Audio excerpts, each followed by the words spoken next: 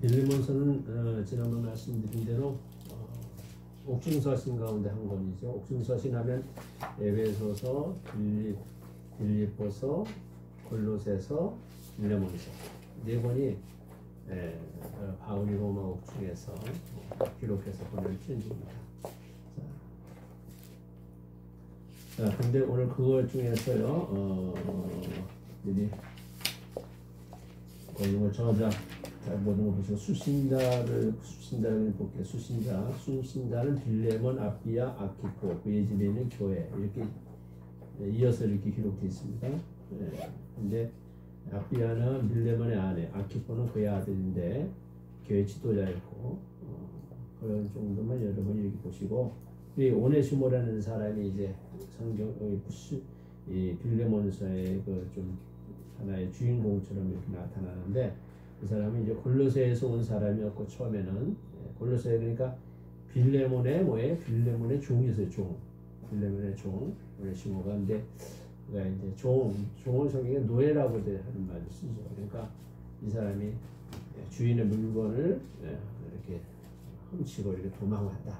로마에 이렇게 도망와서 로마에서 이제 옥중에서 바울을 통해서 복음을 받았고 그 복음을 받은 이제 사람이 이제 오네시모고 그런 정도 저작 동기와 목적을 이렇게 보면 그 내용이 그런 내용인데 빌레몬에게 이제 보내는 서신이죠. 바울이 이것은 특별히 누구에 대해서냐 여기 보면 개종자 오네시모를 이제 위탁하는 글인데 오네시모는 본래 빌레몬의 종이었어요. 여기 이제 본래 종이었는데 여기 사실 거기 빌레몬의 종이었는데 빌레몬이 빠졌어요. 그러니까 알아서 여러분이 쓰시고 빌레몬의 종인데 그가 이제 바울의 전도를 듣고 그리스도인이 되지요.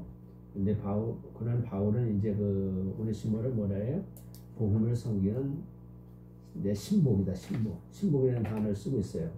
내 바울은 오네시모를 그 주인 빌레몬에게 돌려보내면서 그리스도 안에서 용서하고 종과 같이 대하지 말고 내 사랑하는 형제로 이렇게 영접해서 잘 부탁한다는 그런 의미로 한마디로 말하면 이제 자유인이 되게 종이면 여러분 종이 자유를 얻으려면 주인이 소유거든 소유자가 그걸 갖다가 이제 그 해방시켜 주는 거예요. 종이 아니라 이제 평민으로.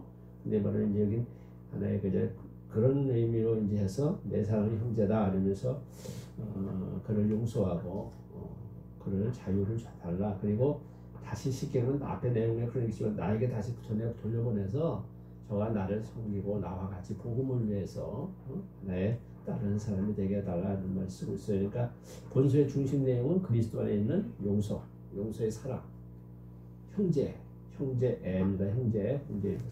자, 그 정도만 보고, 자, 이제부터 이제 빌레몬서를 1절부터 빨리 이렇게 좀 보면서 이렇게 보겠고, 1절 여러분이 1절 항상 먼저 바울은 이제 거기 이제 그 발신자가 나오고, 그 다음에 수신자가 나오죠. 근데 수신자가 나오는데 이거 보면 발송자 가운데는 바울만 나오는 게 디모데도 같이 있을 때 디모데라는 이름이 등장하죠. 여기 발송자.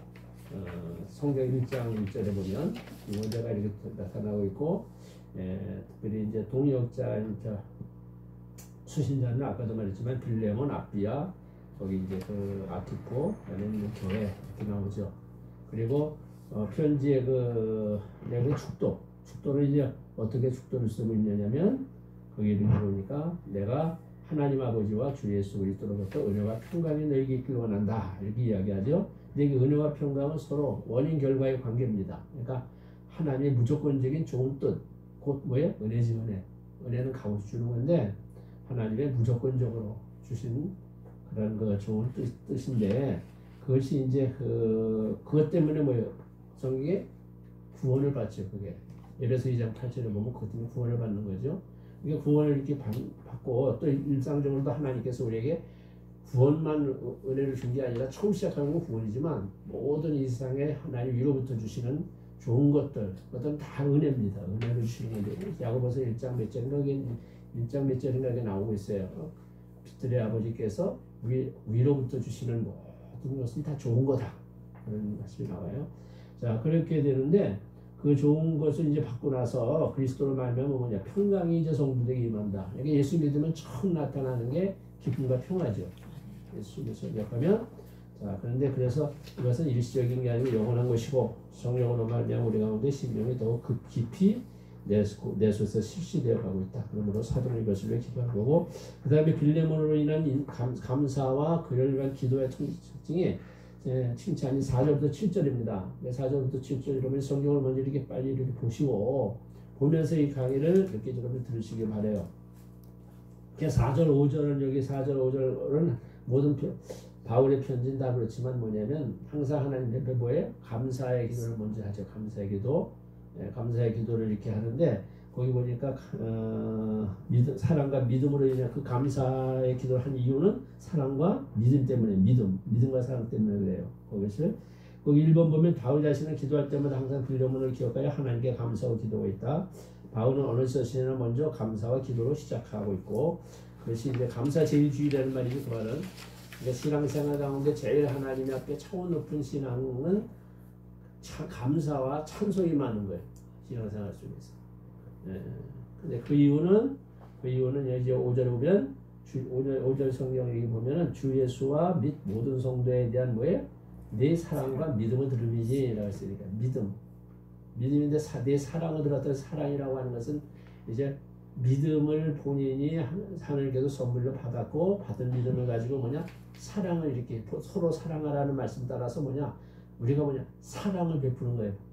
빌레몬이. 근데 여기는 안 나왔지만 여기 6절에 보면 믿음의 교제라고 나오죠. 믿음의 교제. 이게 뭐냐면 구제를 말하는 거예요. 구제하는 일을 했단 말이에요. 어디서? 골로새 교회 안에서 구제하는 일을 이런 걸 한 것을 여기서 이제 말해주고 있습니다. 6절 7절은 이제 빌레몬을 위한 기도의 칭찬인데 칭찬. 이렇게 믿음의 교제가 우리 가운데 선을 알게 하고 그러니까 빌레몬이 이렇게 교제 이로소라고 하는 말 거기 좀 썼는데 4절에 있는 기도의 목적을 소개하려고 하는 겁니다. 그러니까 4절, 5절은 뭐냐면 기도죠. 4절은 오늘 하나님께 감사하는 기도죠. 그 기도의 목적이 이제 여기 나오는 건데 특별히 이제 그것이 거기 보면 맨 끝에 가서 뭐 역사하는이라는 말이 나와요. 거기 믿음의 교제가 우리 가운데 선을 알게 하고 그리스도에게 이르도록 역사한다. 그 나오죠. 근데 거기서 역사하는이라는 말은 역사케 하려 함이라고도 번역할 수 있는데 본절의 그 바울의 기도 내용인데 빌레몬이 그 믿음으로 하는 교제, 물질로 하는 것이 우리 가운데라는 것은 교회 가운데, 골로새 교회 가운데 있는 모든 선, 곧 성도가 하나님께 받은 모든 신령한 은혜를 남들에게 알게 함으로 이렇게 행동을 통해 사랑을 통해서 알게 하는 거죠. 알게 함으로 하나님 예수님께 영광을 돌리기 원합니다. 이렇게 볼 수 있고 그 다음에 7절로 가서 이렇게 보면 여기 형제여, 오 형제인데 형제여 성도들의 마음이 너로 말미암아 어떻게 해서 평안을 얻었으니 평안을 얻었다. 내가 너의 사랑으로 많은 기쁨과 위로를 받았노라. 그러니까 성도들은 빌레몬이 돕는 구제, 믿음의 교제의 그 구제를 통해서 평강을 얻었고 마음의 여러 가지 물질로 인해서 여러 가지 고통을 당하다가 마음의 안정을 얻었고 그뿐만 아니라 바울은 그것으로 말미암아 어떻게 해요? 나도 기뻐하고 위로를 얻었다. 바울도. 그런 말씀을 쓰고 있어요. 이것이야말로 뭐냐면 성경에 즐거워하는데 즐거워하고 우는 자와 함께 울라고 하는 그런 정신이다. 자, 2부로 가서 본론부는 1장 이제 9절로부터 이제 8절로부터 이제 여러분 21절까지 22절만 빼놓고 22절부터 25절까지 결론 얘기, 종결부가 중인데 거기 이제 예를 먼저 보면 명령이 아닌 사랑에 호소하는 중재의 시작. 다시 말하면 바울이 편지를 쓰면서 자기는 이제 사도잖아요, 사도. 근데 빌레몬은 누구예요? 자기를 통해서 예수를 믿은 사람이요. 제자예요, 어떻게 보면. 그런 적인데, 그런 그가 사도의 저기 첫째로 거기 이제 8절, 9절 내용을 보면 여기 1번. 바울 자신이 그리스도 안에서 지닌 사도적 권위로 당당하게 명할 수 있으나 그렇게 하지 말고 하지 않고 그렇게 하지 않고 오히려 사랑의 근거에서 호소하고 있다는 거예요. 8절 9절. 그러니까 이 부분에서는 빌레몬의 사랑의 봉사가 큼으로 인해서 바울이 빌레몬에게 애정적으로 무엇을 부탁하고 명령적으로는 하지 않겠다 그런 말이에요. 이것도 어떻게 보면 목회자들이 가지고 가져야 될 하나의 좋은 적이다. 그러니까 바울이 말하는 것이 있는데 두 번째 구절 하반절은 중재자인 바울이 자신이 늙었음에도 불구하고 옥중에 갇혀 있는 상황을 상기시킨다. 여기 여러분이 보면은 2절 9절 말씀에 가서 보면 나이가 많은 나 바울은 이렇게 나오죠. 예? 나이가 많다 지금. 그러니까 바울이 옥중에 있을 때는 나이가 많은 때예요. 많은 때. 나이가 이제 거의 많이 이렇게 그런 때에 바울이 갇혔고 또 옥에 또 갇혀 있는 그런 상태인 겁니다. 그래서 그러니까 이제 그리고 구절과 본절은 이것은 구절과 본절은 본절을 읽은 빌레몬의 마음속에는 긍휼과 자비가 동하여 견딜 수 없을 지경이었을 것이고 멸로한 바울, 옥중의 바울이 옥에 쓰이는 믿음의 아들 같은 오네시모를 생각만 해도 애정을 일으킬 만한 귀중한 자다. 그 다음에 B번 가서 오네시모를 위한 바울의 보증과 및 그를 돌려보내야 된 경위. 자 11절부터 14절 여러분이 한번 읽어봅시다. 이건 다 같이 14절. 자 시죠. 그가 전에는 내게 유익하였으나 이제는 나와 내게 유익함으로 내게 그를 돌려보내노니 그는 내 신복이라. 그를 내게 머물게 하게 하여 내 복음을 갖춘 자 중에서 내 산을 숨기게 하나. 한 절 더 있는 하나 더 있네요. 다만 내 승리하기 없이는 내가 아무것도 하기를 원하지 아니하노니 이는 너의 선한 일이 억지같이 되지 않고 자유로 되게 하려 합니다. 자 이것은 이제 오네시모를 위해서 바울이 이제 보증을 쓴다는 내용도 뒤에 나오고 및 그를 돌려보내게 된 이제 거기 보면 이제 경위가 이렇게 쭉 나오는 내용인데 11절이니까 11절부터 14절. 근데 먼저 11절 내용을 1번을 보세요. 오네시모가 전에는 빌레몬에게 무익한 자였으나 도망하고 했으니까 이제는 뭐냐? 바울 자신과 빌레몬에게 유익한 자라고 새로이 변화된 자로서 오네시모에 대해서 보증한다. 자, 거기 보면 그가 전에는 무익하게 지나가다. 이 말은 오네시모가 주인에게 불신실하게 행했던 것을 염두에 두는 것이고 불신 시절에는 다시 말해 무익했지만은 이제 예수 그리스도를 신실하게 믿는 그는 유익한 자가 됐다. 이런 말씀입니다. 두 번째 이제 12절에는 오네시모를 다시 돌려보냄을 통보하며 그가 바울 자신의 신복임을 강조합니다. 여기 신복이라는 말은 여기 헬라어로는 내장의 상반부. 그러니까 우리가 내장이 이렇게 있잖아요. 심장하면 보통 우리 이 윗부분, 위에서 배에서 이 부분이잖아요. 상부부인데 여기에 뭐가 다 있어요? 우리의 내장이 어디 거의 다 있죠. 내 안에. 그러니까 여기 보면 간, 폐, 심장 등을 가리킨다. 그래서 이 밑에 이거 빌레몬서 그 밑에 부분에 가서 보면 신복이라는 단어가 다른 저기 그 사본에는 뭐냐면 심장이라는 단어가 나와요. 밑에 성경 밑에 이렇게 주다르는 거에 대해서 이렇게 보면 지금 신복이라는 게 나옵니다. 자, 신복이라는 것은 이제 동사형으로 이걸 표현을 하게 되면 불쌍히 여긴다 이 뜻이에요. 불쌍히 여긴다. 다시 말하면 긍휼히 여긴다. 성경에 긍휼이라는 단어가 불쌍히 여기는 동의어인데 긍휼히 여긴다 이 뜻이에요. 긍휼히 여긴다. 그러니까 긍휼히 여긴다는 것은 그래서 여러분 긍휼히 여긴다, 불쌍히 여긴다 할 때는 내 심장이 있잖아요. 심장에서 끌어오른다는 그 표현을 이렇게 쓴다고. 심장이 끌어오른다는 표현.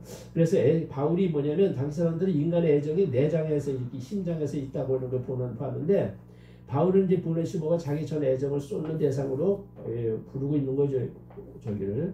자, 빌레몬을. 자, 오네시모에 대해서 바울에 대하여 이를 신임하고 사랑한다는 말입니다. 사랑한다. 그러니까 오네시모지 빌레몬이 아니고 그러니까 이 말은 바울이 오네시모를 갖다가 다시 말하면 자기가 사랑하는 대상으로 애정을 갖고 사랑하고 신임하고 있는 사람입니다. 왜냐면 개종하고 나서 지금까지 자기가 계속 그와 함께 있으면서 그의 여러 가지 신앙에 대해서 인정을 해주고 그의 인격에 대해서 변화된 것을 했기 때문에 그렇습니다. 3번을 보면 3번 13절 14절을 여러분이 보면 빌레몬이 바울이 오네시모를 그냥 머물게 해서 옥중에 자신을 시중들게 하면 좋겠으나 빌레몬의 허락 없이는 그렇게 하지 않기를 원치 않아 돌려보내게 되었다고 밝힌다. 13절 14절 우리 여기 이러면 보시면 아까 읽었지? 아니었나? 네? 읽었죠? 읽었죠? 13절 14절 여기 보면 나오죠. 오늘 같이 자 중 대신 나를 섬기게 하고자 하나 네가 와서 나를 섬겨야 되는데 네? 그게 뭐냐 내가 그랬으면 그가 이 오네시모가 나를 섬기고 있다 그런 얘기를 하면서 근데 이것을 이 선한 일이 억지같이 되지 않고 자유로 네가 해주길 바란다 이런 이제 얘기를 여기 쓰고 있어요. 자 그래서 여기 보면 연로한 바울이 복음을 해서 옥고를 당하는 만큼 많은 신자들의 봉사를 받은 것 봉사를 당하는 것만큼 많은 신자들의 봉사를 받을 만한데 그 이유는 전도는 어떤 개인들의 한 일이 아니고 모든 신자 공동체, 교회 공동체가 해야 될 일이기 때문에 칼빈이 그걸 말한 건데 복음을 위해서 수고하는 자는 모든 신자들의 할 일을 위하여 수고하는 자이다. 그런 의미에서 바울은 오네시모를 자의 순조자로 여기 자의라는 걸 한문을 내가 안 썼는데 자기 스스로 자기의 뜻으로 이렇게 따른다는 거예요. 자기가 자기의 뜻으로 누굴 따라요? 바울을 따르고 함께 주님의 복음을 위해서 일한다는 거예요. 이것을 잡아둘 만한 이유가 있었다. 그러나 그는 겸손하게 희생정신을 그렇게 하지 않았다. 그러니까 바울의 그 겸손한 모습, 희생정신을 볼 수 있고, 근데 이것이 바울이 선한 일이 억지되지 자의가 되게 합니다. 바울이 본절 끝에 나타난 사실은 인권에 대한 기독교의 견해를 말해야 된다고 이야기하고 있어요. 근데 아무리 선한 일이라도 아무리 자기 수하의 사람이라도 강요하지는 아니한다는 거. 그래서 강요로 하는 게 아니고 모든 게 다 억지로 하는 게 아니고 그와 같은 처사는 무언 중에 노예들에는 그의 잔인한 그를 갖다가 직업을 정죄한다. 그러니까 그 다음에 10번에 가서 보면 15절부터 16절을 한번 보겠습니다. 다 같이 시작. 아마 그가 잠시 떠나게 된 것은 너로 하여금 그를 영원히 두게 함이리니 이후로는 종과 같이 대하지 아니하고 종 이상으로 또 사랑받는 형제로 둘 자라. 내가 특별히 그러하거든 하물며 육신과 주 안에서 상관된 내게랴. 자 여기서 1번을 보면 오네시모가 빌레몬을 잠시 떠난 것은 오히려 이를 계기로 그를 빌레몬 곁에 영원토록 머물도록 하기 위한 하나님의 섭리라고 하는 것 의미가 그 안에 숨어 있다는 거예요. 함축되어 있는 거예요. 오네시모의 도주 사실을 너그럽게 생각하도록 변호하고 있다. 바울이 자 그가 잠시 떠나게 된 것은 오네시모가 주인의 빌레몬을 떠나고 도망하게 된 것은 결국 하나님의 섭리라고 해석을 하는 거예요. 바울이 글을 보낼 때 근데 거기 그 안에서 섭리라는 말을 쓰고 있지 않지만 그게 함축되어 있다는 거예요. 여기 내용을 이렇게 보면 자 오네시모가 그렇게 했으므로 바울은 옥에서 만나게 돼가지고 복음을 듣고 믿게 되었고 따라서 영원히 천국에 같이 있게 되었다. 사실 주인의 것을 가지고 도망갔지만 하나님의 계획은 또예요. 바울을 통해서 만나게 해서 복음을 듣고 구원을 얻어서 다시 이제 자유를 얻는 그런 삶이 될 수 있도록 하나님이 한 섭리에 있다 이거지요. 그다음에 2번 오네시모를 단지 한 노예로서가 아니라 주 안에서 살아가는 형제로서 받아주기를 요청함. 16절에서 아까 읽은 것같이 종과 같이 대하지 아니하고 형제와 같이 둘 자라 하면서 이야기한 건데 내가 특별히 그러고는 하물며 육신과 주 안에서 상관된 내게냐. 여기 육신과 주 안에 상관된이란 말은 육신적인 관계로 전에는 주인과 노예의 그 종의 관계가 있었으나 이처럼 인연이 있다는 것 그리고 또 앞으로 한 집에 동거하게 될 것이라고 하는 걸 가리키는 거고 2번 주 안에서 상관된 것과 같은 같이 주님을 믿는 자가 되었다는 것을 가리키는 말이다. 이렇게 여러분이 보면 되겠습니다. D번에 가서 17절부터 19절 오네시모가 입힌 손해에 대한 바울의 배상의사 필요 거기 이제 함께 보면 거기 보면 17절부터 19절인데 17, 19절 눈을 한번 읽으세요. 그냥 그러므로 내가 너희 독자도 알지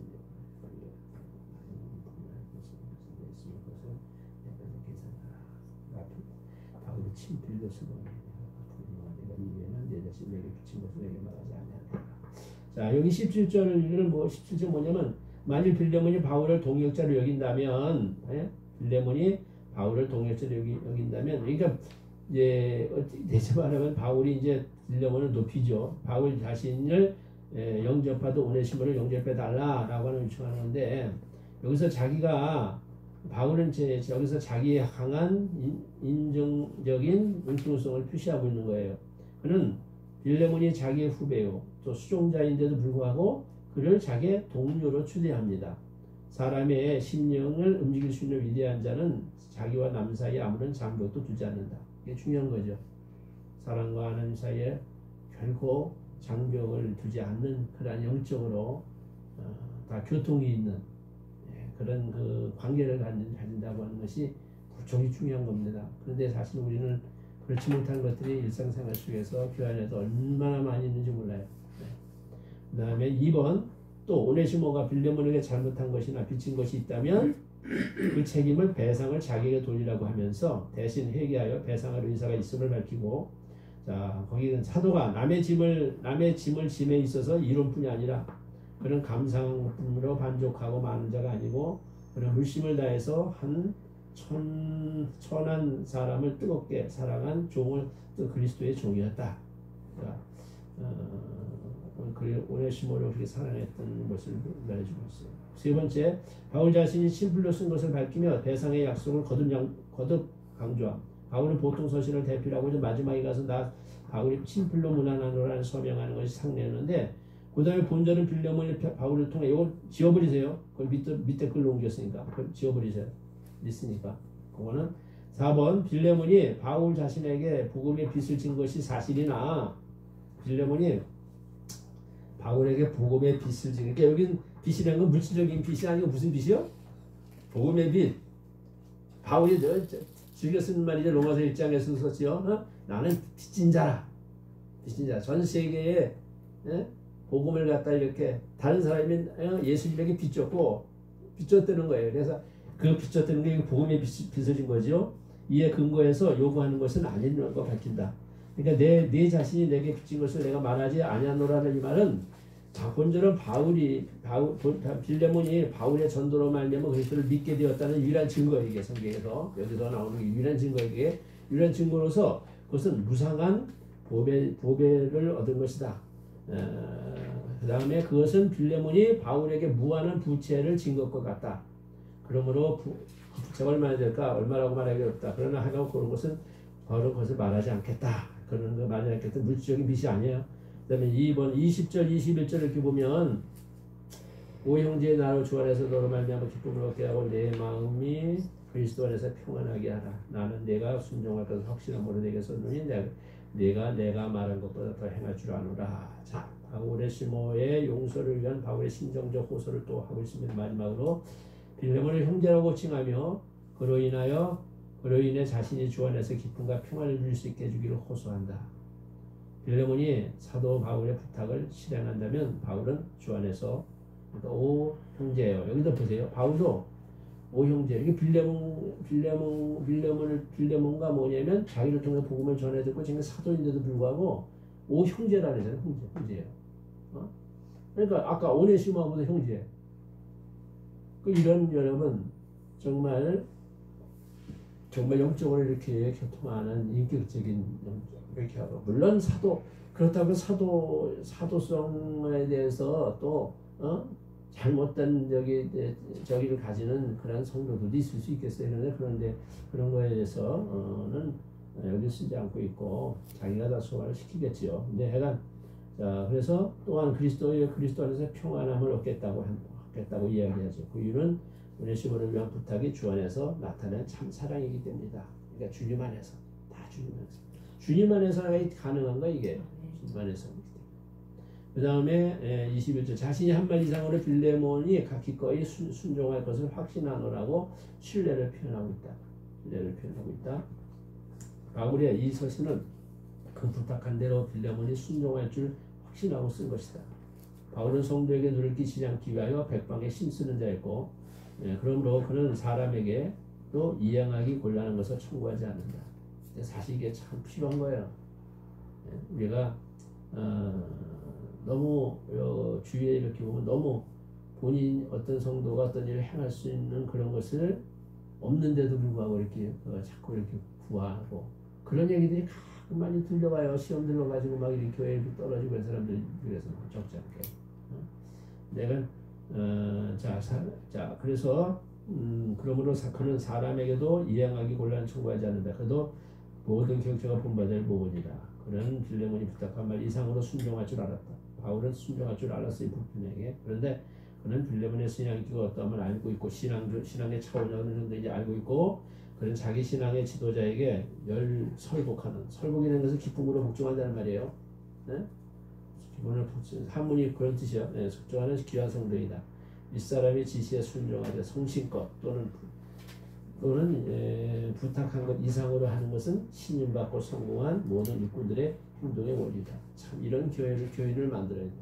네? 이런 교인들 교회 안에서 정말 이게 성숙한 단계의 신앙에 들어간 사람이 나타나는 하나의 실종이죠. 그런 사람. 그런 것들이 우리 목회자가 내가 신령해져야 돼. 내가 신령해지고 내가 정말 주님을 닮은 모습 그게 내 안에서 나타나야 됩니다. 그러면서 윗사람에게 지시에 순종하되 성심껏 그 부탁한 이상으로 신임받고 성공한다. 그러니까 이게 윗사람이라는 거 다시 말하면 권세자라는 건데 권세자 사상은 성경에 무척 중요해요. 여러분. 권세자 사상만 항상 생활 속에서 인정할 건 인정하고 근데 내가 지난번에 했잖아요. 에베소서 나도 그냥 골로새서 나오지만 뭐냐 상호적인 관계를 얘기했잖아요. 특별히 가정, 직장, 직장, 뭐 지금 또 그 더 나가서는 우리가 저희 교회 할 것 없이 저희가 부부 관계, 부모와 자식 관계, 거기도 다 권세자 사상이 됐잖아요. 그 다음에 교역자와 성도의 관계, 또 참 교역자가 성도의 가운데도 장로님 이렇게 밑에 저게 다 있잖아요. 근데 그게 여러분 세상적으로요 세상적으로 어떤 그런 걸 가지고 권세가 있다고 해가지고 막 권세를 막 부리고 그러면 안 되는 거예요. 그것도 그건 그런 권세를 말하는 게 아니고 하나님이 주신 하나님의 일을 하는 데 있어가지고 하나님이 세우신 직위의 권세를 말하는 거예요. 직위의 권세. 그런 부분을 잘 좀 알아서 지도를 이렇게 해나가야 되겠습니다. 자, 주님을 향했습니다. 3부의 종결부 마지막 인사는 안 해도 될 것 같은데, 자, 오직 너를 위해 수도를 마련하라. 내가 너희 기도로 너에게 나아갈 수 있도록 하라. 첫째, 자신의 석방을 예견을 했고 골로새 방문을 또 가겠다고 했고 묵은 처소를 예배달라고 부탁했어요. 3부에 가서 1번. 또 실제 그렇게 되도록 중보기도를 부탁한다 그랬어요. 실제로 그게 되도록. 그러니까 뭐냐? 실제로 노임을 받고 골로새서서도 말했죠. 노임 받을 것을 이미 예견하고 이렇게 했다는 내용 거기 흔적이 있잖아요. 그것도 오직 나를 위하여 수도를 마련하는 것은 자기가 오르막에서 놓을 것을 주 안에서 희망하고 희망이라는 말과 소망이라는 말은 같은 뜻이죠. 같은 낱말만 다르게 쓰는 거지. 추록한 뒤에 있을 거처를 원하였다. 있을 거처를. 그러나 그것은 그가 하나님이 전적으로 신뢰한 신앙에서 주님 뜻대로 또는 주님의 권능으로만 이루어지기를 바랄 뿐이고 자기 사용은 없었다. 빌립보서 1장 19절 26절 내가 쓴 거예요. 너의 기도로 내가 너에게 나가기를 바라노라. 바울은 그것 22절에 있는 그것은 상반절에 있는 그것이 빌레몬과 피타 성도들의 기도로만 이루어지기를 원한다고 했다. 그러니까 어떤 일도 작은 일 같더지만 그것은 하나님 앞에 하나님의 은혜로 하나님의 뜻대로 모든 것이 이루어지기를 바란다고 얘기를 한 것입니다. 신자는 그래서 기도를 이루어지기 원하는 신자는 참 큰 신앙을 가져서 행복하다. 전적으로 하나님 뜻만을 선하고 될 줄 알고 하나님의 능력을 절대적으로 신뢰하고 있으니 이만큼 역경과 난관 가운데 염려하지 말고 기도한다. 자신이 옥중에 네바브라와 통역자인 마가 아리스다고 데마 누가 되는 문안 인사를 전하고 있고 본인들과 내용을 이렇게 보시고 문안하느니라. 바울은 그의 서신마다 문안과 인사에 자세하다. 이것은 그의 신앙생활의 또 한 가지 일면을 보여주는데 하나님의 사랑은 인정미가 많은 것이다. 꼭 띄워야 되는데 전에 또 인정미도 많은 것이다. 자, 3번은 여러분 그리스도의 은혜가 빌레몬과 그의 가정교회 성도들의 심령에 여기 심령이라는 게 나오죠.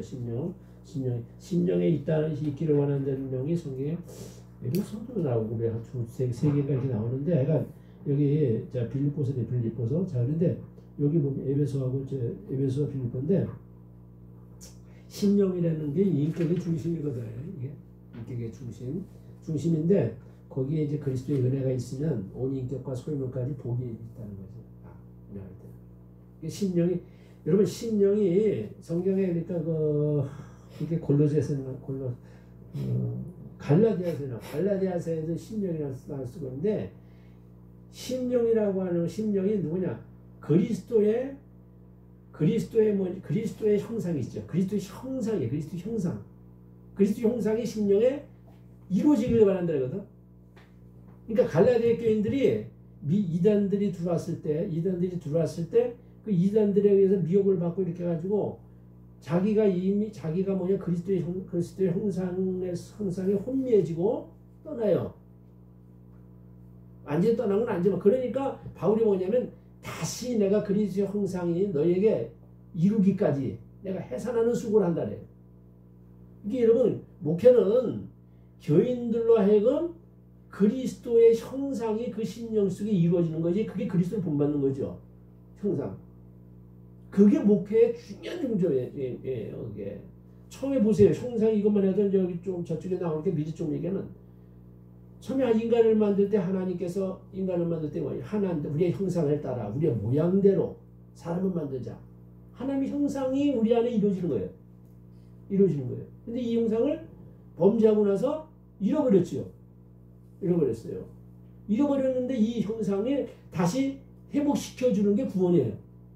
시킨 구원이에요. 그럼 회복시켜주고 회복만 시켜준다고 해도 되느냐? 그 회복이 완전히 성경에 보면 심령이 어떻게 해야 돼요? 계속 날로 새로워져야 돼요. 날로 새로워져가지고 정말 주님이 가지신 그 형상 있잖아요. 주님 안에 있는 모든 영성이죠. 속성. 그런 것들이 내 안에 이루어지는 거예요. 그 안에. 그게 신령한 자의 성경이에요. 그게 성령의 교통 속에서 다 이루어지는 거예요. 말씀과 복음 속에서. 그거를 갖다가 여기서 보면 이제 특별히 블레몬스에서도 강조하고 있어요. 왜? 심령의 성령. 바울이 그러니까 세 권인가 어디서 갈라디아서하고 에베소하고 아마 여기하고 해서 심령이라는 단어를 씁니다. 심령. 이게 각 서마다 특징이 있기 때문에 그걸 쓰고 있어요. 자, 여기까지를 여기 하고 그 다음에 대사니까 대요. 자, 다시 이제 2번 거를 계속해서 보겠습니다. 오늘 생활편인데 특별히 여러분 지난번에 얘기했지만 데살로니가 서는 어떻게 해서 쓰기 시작했다고 여러분 배웠어요? 네? 다 잊어버렸어요? 네? 아, 잃어버렸어요? 알았어요? 자, 여러분이 지난번에 내가 1장에서 3장을 강의했는데 3장 여러분 1절부터 이렇게 보면 바울이 이제 뭐냐면 바울이 디모데를 갖다가 파송을 하죠. 파송을 해요. 파송을 해가지고 가서 알아보고 오도록 하는데 갔다가 와서 고린도에 돌아와요. 고린도에 이제 아덴에서 여기 머물게 좋게 생각하고 디모데를 갖다 하다가 아덴에서 오래 안 있었고 어디로 떠났죠? 그 사도행전에 그런 내용이 있는데 다 뭐 얘기 못하고 18장인데 18장 4절인가 5절을 보면 돌아옵니다. 누가? 신라하고 디모데가 돌아와요. 돌아와서 바울에게 보고를 해요. 보고를 하는데 어디 얘기를 해? 고린도 교회의 사정을 얘기하는 거예요. 저기 아덴은 디모데는. 또 다른 사람은 신라는 아마 빌립보나 베레아 교회에 와서 상황을 와서 얘기했겠지. 근데 그때 얘기했을 때 좋은 점을 얘기하고 신앙을 환난을 계속 당하고 있는데도 신앙을 잘 지키고 있다. 형제가 서로 사랑한다. 하면서 좋은 긍정적인 면을 가지고 쭉 이야기를 했어요. 그 이야기를 했던 것이 그것이 1장에서 3장의 이제 보고가 내용이 이렇게 쭉 나오면서 또 문제점이 있어요. 문제점. 네? 예수님이 재림에 대해서 그러니까 이 데살로니가 전서는 여러분이 재림론이라는 걸 꼭 기억해둬야 돼요. 재림론. 예수님의 재림에 대해서 특별히 신학적인 교리를 중요하게 다루고 있다. 신학적인 교리를 중요하게 다루고 있다는 거지. 약간 데살로니가 전서 하면 어째서 후서 하면 데살로니가서 하면 뭐냐 무조건 예수님의 재림론. 네? 재림론에 대한 문제를 중요시 다루고 있다는 거. 그래서 재림에 대한 얘기를 갖다가 여기서 몇 번 언급을 하거든. 계속 바울의 서신서 편지 속에서 그게 중심 사상이 되는 걸 기억하시면서 그게 중심 사상은 아니지만 왜냐하면 거기에 예수님의 재림에 대해서 재림 때문에 문제가 있다는 것을 여기 3장 1절부터 공부를 하게 돼요. 조금 있으면 조금 이제 3장에 4장부터 공부를 하기 시작을 해요. 4장부터 공부를 하는데 자, 그 문제에 대해서 이제 있었다고 그 사실이 있었다는 것을 여러분이 기억을 하시고 이제 이 후서를 갖다가 같이 이렇게 보면서 특별히 이제 일하는 사람들 또 여기서 또 나오는 얘기는 뭐냐면 죽은 사람들 예수님 안에서 자는 자들 죽은 사람들이 뭐냐면 실제로 이제 죽었기 때문에 이 사람들은 예수님 재림에 올 때 어떻게 됐을지 어떻게 되는지 모르거든. 뭐 상황을 모르거든. 모르는데 그때 이것 때문에 이제 계속해서 뭐냐면 과도히 슬퍼해. 지나치게 슬퍼해. 이게 예수님이요. 예수님 사람이 누가 그렇게 돌아가셨을 때 과도히 슬퍼하는 그것은 그렇게 지나치게 슬퍼하는 것은 여러분 사실은 성경에 대한 신앙에 대한 진리에 대해서 이런 게 그게 부족해서 그래요. 그게 부족해. 땅의 것만 생각했기 때문에 그런 게 와요. 땅에서 하늘로 올라갔는데 주님이 잠잠하는 건데 그런 거를 있다는 것을 여러분 염두하면서 오늘 그거에 대한 내용들이 중심이야. 여기 내용 가운데. 근데 내가 그 전에 있는 것 여기 하면서 그러니까 생활면에 대해서 이제 특별히 거기 이제 얘기합니다. 자, 세상과 교회 문제에 대한 교훈과 권면에 대한 얘기인데 첫째, 하나님을 기쁘시게 할 순결과 사랑과 근면의 삶을 권면하는데 자, 하나님을 기쁘시게 할 순결, 다시 말해 성결이야, 성결. 거룩이야, 거룩. 장로면 거룩, 거룩이라는 말이 더 많은데 순결하가 성결, 순결. 사랑과 근면의 삶을 권면한다 이거를. 자, 그러면 하나님을 기쁘시게 하는 삶을 살라는 기본적인 권면. 자, 4장 1절로부터 2절 여러분이 이렇게 빨리 눈으로 한번 쭉 한번 읽어보세요. 4장 1절부터 2절. 네.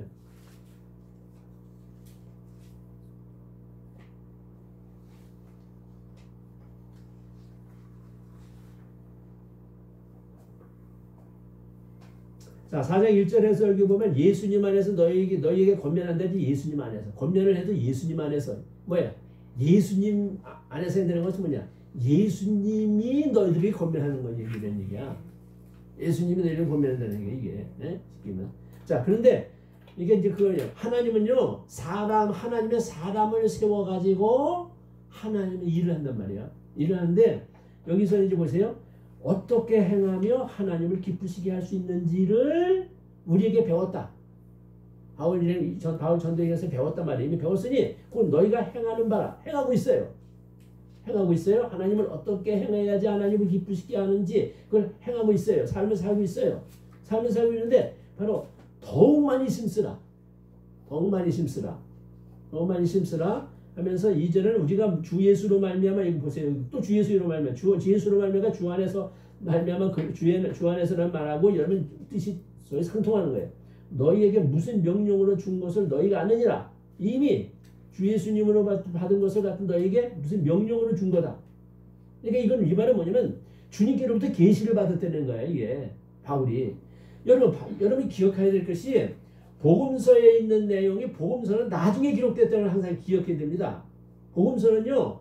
모든 서신서 다 기록되고 나서 맨 끝에 기록된 것은 여러분 요한계시록하고 요한복음이에요. 요한복음. 네? 그리고 그 전에는요. AD 한 65년, 6년, 8년 그때 당시에서부터 뭐가 기록됐냐면 복음서가 기록됐어요. 복음서가. 그러니까 어떤 사람은 70년대라고도 얘기하는 사람도 있어요. 그러니까 복음서가 이 당시에 없어요. 기록된 게. 이 성경이 이게 기록이 있을 때. 그런데 이미 그런 때는 바울이 계시를 받으면 주님께로부터 특별히 가르침을 받았다는 거예요. 말씀의 가르침을. 그거는 2절 가르침이시고 자 거기 1절 간단히 얘기하면 성도들이 어떻게 살아야지 하나님 기쁘시게 할 것인지에 대한 오늘 교훈을 이미 너에게 했다. 근데 여기 끝으로라고 하는 말은 뭐냐? 끝으로라는 것은 3장까지 내용에 있어서 3장까지 끝까지 내용은 뭐냐? 자기와 대상과 신자의 관계를 자세하게 말한 거고 1장 2장 그 내용이 중점적인 거 얘기 지난번에 했어요. 생각이 나야 돼. 그거에 중점적으로 얘기했다. 자, 이제부터는 뭐 결론에 들어간다는 거예요. 결론에 들어가. 이제는 끝으로라는 말은 이제는 마지막에는 뭐냐? 너에게 결론으로 들어가려고 하는데 결론. 그래서 이제 그것이 서두에 기록해 있는 건데 자기가 말하고자 하는 것은 남은 부분을 설명하는 약속이죠. 약속. 주 안에서 너에게 구하고 권면한다는 것은 바울의 겸비, 간절성을 의미하는 거고 그건 여러분 보시고 너희가 어떻게 행하며 하나님을 기쁘시게 할 수 있는지는 기독교 유의 목적은 하나님을 기쁘시게 하는 데 있다는 거. 이게 기뻐하시는 뜻, 하나님 기뻐하시는 뜻, 선하신 뜻, 온전한 뜻이 있지. 뜻도 세 가지가 있어요. 하나님의 뜻이. 그게 이제 로마서 12장 2절인데 자 여기서 하여간 하나님을 기쁘시게 하는 거. 하나님 시브리서 지금도 생각하는데 시브리서 11장에 여러분 거기 보면 하나님을 기쁘시게 하는 거잖아요. 믿음이 있는 건 믿음이 없이 하나님을 기쁘시게 할 수 없다잖아. 어? 하나님이 기쁘시게. 이게 기쁘시게 하는 게 신앙생활에 똑같아요. 인간이 자식들이 부모님 기쁘게 해줄 만큼 잘 살면 얼마나 좋아. 예? 예, 자, 2번 봅니다. 자, 2번. 데살로니가 성도들이 현재 자신의 교훈들을 살고 있음을 인정하면서 향후에도 그 교훈을 따라 살도록 권면한다. 너에게 행하는 바라. 자, 이미 신자들은 사도행전에서 배웠어요. 실행하고 있어요, 지금. 얼마나 예뻐요. 그 실행이 더 완전하기 위해서, 그러니까 앞에 부분하고 있는 내용들하고 조금 상관돼 있어요, 그런 것들이. 더욱 뭐냐면, 완전하게 되기 위해서 뭐냐? 더욱 많이 힘쓰라. 완전하게 되기 위해서 더욱 많이 힘쓰라. 그래서 마태복음 5장 48절, 뭐냐? 하나님의 온전한 생각 같이 너희도 온전하라. 완전히 하나님 앞에 하나님과 딱 그냥 똑같은 상태까지 올라가는 게 하나의 바람이지 사실은 그 하나까지는 우리가 어떻게 하겠어요. 근데 하여간 이 땅에서는 그런 일이 없어요. 에? 나중에 주님 나라에 가면은 주님과 거의 상태가 죄를 완전히 벗어난 상태니까 그때 부활하고 이렇게 하면. 자, 하여간 그런데 이 말을 하는 것이 현재 잘하고 있으니까 앞으로 더 잘하라. 그런 내용이에요. 아까 3절. 자, 주 예수로 말미암아 받아 전해준 것을 아까 말한 거 여기 1절에 우리에게 배웠다. 사도적 권위가 어떤 말이고 그 교훈이 주 예수로 말미암아 나왔다는 것이고, 자 1절에서 아까 말 1절에는 예수 안에서라는 말이 또 나오죠. 아까 말했죠. 예수 안에서 거의 비슷한 것이다. 양자가 서로 함께 사도적 교훈의 중대성이 뭐냐? 누구에게서 왔다는 거야? 예수 그리스도로 왔다는 거야. 이게. 자, 그래서 이제 거기 보면 올샤우즈생과 볼레만은 주 예수로 말미암아라는 말을 이렇게 설명해요. 예수께서는 사도와 교회의 중간에 계시고, 자, 사도의 교훈은 그를 통과하여 어디로 가? 교회로 가고, 그의 재가를 받아 권위를 가지게 되는 셈이다. 그러니까 사도들의 권위라고 하는 것이, 사도들의 권위, 그것은 뭐냐? 주님께서 사도를 세워서, 예수님은 사도를 세워가지고 교회를 자기 사도를 통해서 주님의 말씀을 사도를 통해 다 전한다고. 교회. 그러니까 이게 무척 중요한 거야. 그러니까 사도를 인정 안 하면 그 사람은 신앙생활이 안 된다니까. 네? 사도를 귀히 여기고 사도를 존경하고 사도의 말을 하나님의 말씀으로 받으면 그 사람은 신앙이 무척 주자된다니까. 그게 권세자라는 게 그래서 권세자는 이렇게 중요해요. 그리고 하나님이 세운 사도자를 대적하면 누구 대적하는 거야?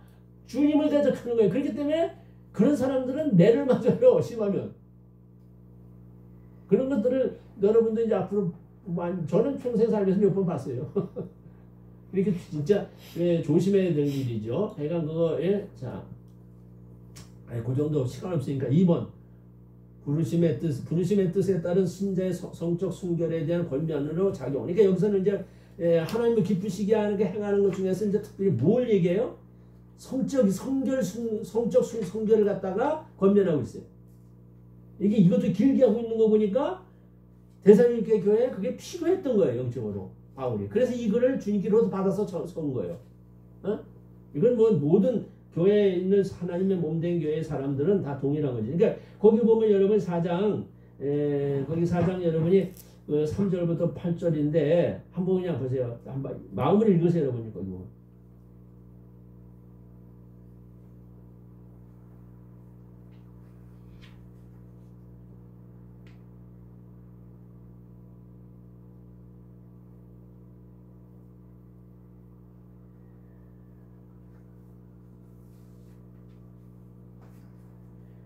거기 8절까지 내용 다 읽었습니까? 네? 자, 그러면 이제 거기 3절을 좀 보겠습니다. 3절 거기 보니까 부르심의 뜻에는 신자의 성적 순결에 대해서 권면인데 3절 성도를 향한 하나님의 뜻은 곧 성도의 거룩함이다. 거룩함. 그러니까 하나님은 우리를 예수 믿고 믿으며 주님의 보혈로 성령으로 우리를 거룩하게 해요. 거룩하게 했는데 그 거룩한 것이 바로 거룩하게 계속 거룩하게 하나님 말씀대로 순종하면서 사는 것이 하나님의 뜻이라는 거지. 그러니까 로마서인가 거기서 몇 군데 나오는데 내가 거룩하니 너희도 거룩하라 그랬어요. 하나님 내가 거룩하니 너희도 거룩하라. 거룩을 그렇게 주님 우리에게 원해요. 거룩한 게. 자 거기 보면 칼빈은 하나님의 뜻을 하나님께서 부르신 목적은 이것이니라는 말로 보았는데 그는 뜻이 뭐냐? 뜻이라는 말이 목적으로 봤어요. 목적으로. 근데 이것이니라는 말은 무슨 명령이란 말에 대한 해답을 소개하는데 그래서 너희의 거룩이다. 이 말은 헬라어로 거룩하게 됨이란 수동적 동작을 표현하는 동명사이다. 이게 존 스톤이라는 사람이 한 말을 보니까 이 명사는 자동적 의미를 포함하는 동시에 자동적 의미를 동시에 역시 수동적 의미를 변하지 않는다. 그러니까 자동적 의미도 있고 수동적 의미도 거의 있다는 거예요. 없는 게 아니라는 거예요. 하나님만 우리를 자동적으로 거룩하게 하는 게 아니라 어떻게 하냐고 보세요. 수동적 의미도 있다는 거예요. 수동적 의미도. 이건 중요한 말이에요. 이거. 자, 이상의 의견을 종합해보면 이 말은 바로 그리스도인의 성화운동을 가리키는 건데 이것이 처음에는 수동적이고 왜? 처음에 주님이 우리를 갖다가 씻는 거지. 씻어주시는 거지. 그러니까 말씀과 기도로 거룩해진다는 말이 말씀과 기도로 거룩하는 말이 처음에 주님께서 복음을 통해서 예수님의 보혈로 나를 씻어주세요. 성령으로 나를 거룩하게 해요. 그렇게 하는데 그 다음에 뭐냐면 여기 이제 그 다음에 보면 다음에는 자동적이 된다. 다시 한번 처음에는 수동적이지만 다음에는 자동적이 되는데 그리스도인은 자동적으로 자기가 보세요. 그리스도인은 먼저 하나님의 성령에 의해 거듭난 다음 자동적인 거 얘기하는 거예요. 자동적으로 성화를 노력하는 자이다. 성화를 그러니까 수동적이면서도 자동적이 된다는 거예요. 처음에는 수동적이면서 자동적이 되는데 그리스도인은 먼저 하나님의 성령에 의해 거듭난 다음 자동적으로 성화를 노력하는 자이다. 그러니까 내 안에서 주님이 자꾸 너를 자동적으로 성화를 노력하는 자들로 나를 갖다가 이렇게 은혜를 주시고 끌어간다는 거예요. 이 말 하면 빌립보 여러분 이가 생각나요. 빌립보 2장 14절에서 15절에 보면 그러죠. 뭐냐면 항상 복종하여 두렵고 덜 떨림으로 너희 구원을 이루라 하잖아요. 그 다음 절이 중요하다 했잖아요. 그 다음 절이 뭐냐면 바로 너희 안에서 행하시는 분은 하나님이시니 뭐야 너희가 뭐야 하나님의 자기의 뜻을 우리에게 두고 하나님이 우리에게 뭐야 소원을 가지게 하고 행하게 한다는 거지. 하나님. 그렇죠? 내가 가지만 주님이 주신 은혜로 하나님의 은혜로. 그러니까 앞에 일반 사람들이요 항상 복종하고 두렵고 떨림으로 그걸 이루라 이 말만 알고 밑에 거는 이해를 못하면 그것만 이해한 사람들은 뭐야? 내가 노력해야 돼. 내가 인간이 노력해야 돼. 그런데 그게 아니라는 거예요. 주님이 내 안에서 자동으로 거룩함을 그런 거룩한 은혜로 나를 끌어가신다는 거예요. 주님이 나를 이끌어가신다는 거예요. 네. 그래서 그러나 저기 자동적 노력도 거룩하기를 힘쓰는 것이 아니고 전적 자동으로 거룩해지는 건 자동으로 되는 거지. 예? 이렇게 되고 거룩히 되기를 힘쓰는 거지. 그건 피동 겸 자동이다. 그러니까 다시 말하면 거룩하게 되기를 힘쓰는 거예요. 내 지정의를 거룩하게 되기를 힘쓰는 면도 있다는 거예요. 같이. 예. 곧 우리는 성화시키는 하나님의 노력에 잘 순종할 뿐이다. 주님이 하시는 일에 순종하는 거예요. 기독교의 성화는 계속적 성장과 노력을 특색으로 한다. 그러니까 계속해서 주님이 저도 과거를 여러 돌아보면은요. 지금은 조금 거룩해졌어요. 그전에는 정말 육적으로 저기가 살아가지고 말이에요. 내가 이렇게 30대였는데 내가 지금도 생각해.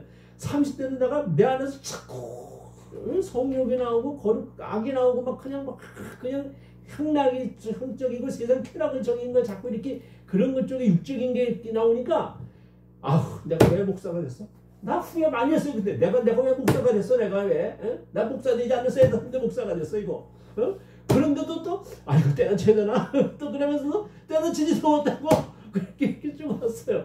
근데 오는데 그 후로 주님이 그 나이 이렇게 먹어가면서 더 나를 점진적으로 이렇게 계속 나를 이렇게 성화시켜가면서 주님 앞에. 그러니까 이제 60대 70대 이렇게 되니까 거의 그러나 내 안에서 그런 역사도 그렇게 많이 안 일어나요. 아주 안 일어나는 건 아니라고 내가 말해요. 근데 거의 아니라요. 거의 아니라. 네. 그게 주님이 해주신 은혜죠. 네? 두 번째 이제 거기 따라서 성도는 먼저 음란을 버려야 된다. 그러니까 거룩함이 하나님의 뜻이기 때문에 뭐냐? 첫째는 성도들은 음란을 버려야 된다. 음란은 바울이 성화를 공장에서 먼저 음란을 경계할 이유가 있다. 그것은 음란은 무엇보다도 하나님의 성전이 몸 안에서 지저분하고 더러움이 발생하게 해서 성화를 가능케 하시는 하나님의 기회를 끊어버리는 까닭이다. 고린도전서 3장 16절 보면 너희는 뭐냐 하나님의 성전인 것과 하나님의 성령이 너희 안에 거하시는 것을 너희가 알지 못하느냐 이러죠. 그런 내용이 나오니까 자꾸 갈라디아서 6장 갈라디아서 고린도전서 6장 18절 20절도 보시고 다 보세요.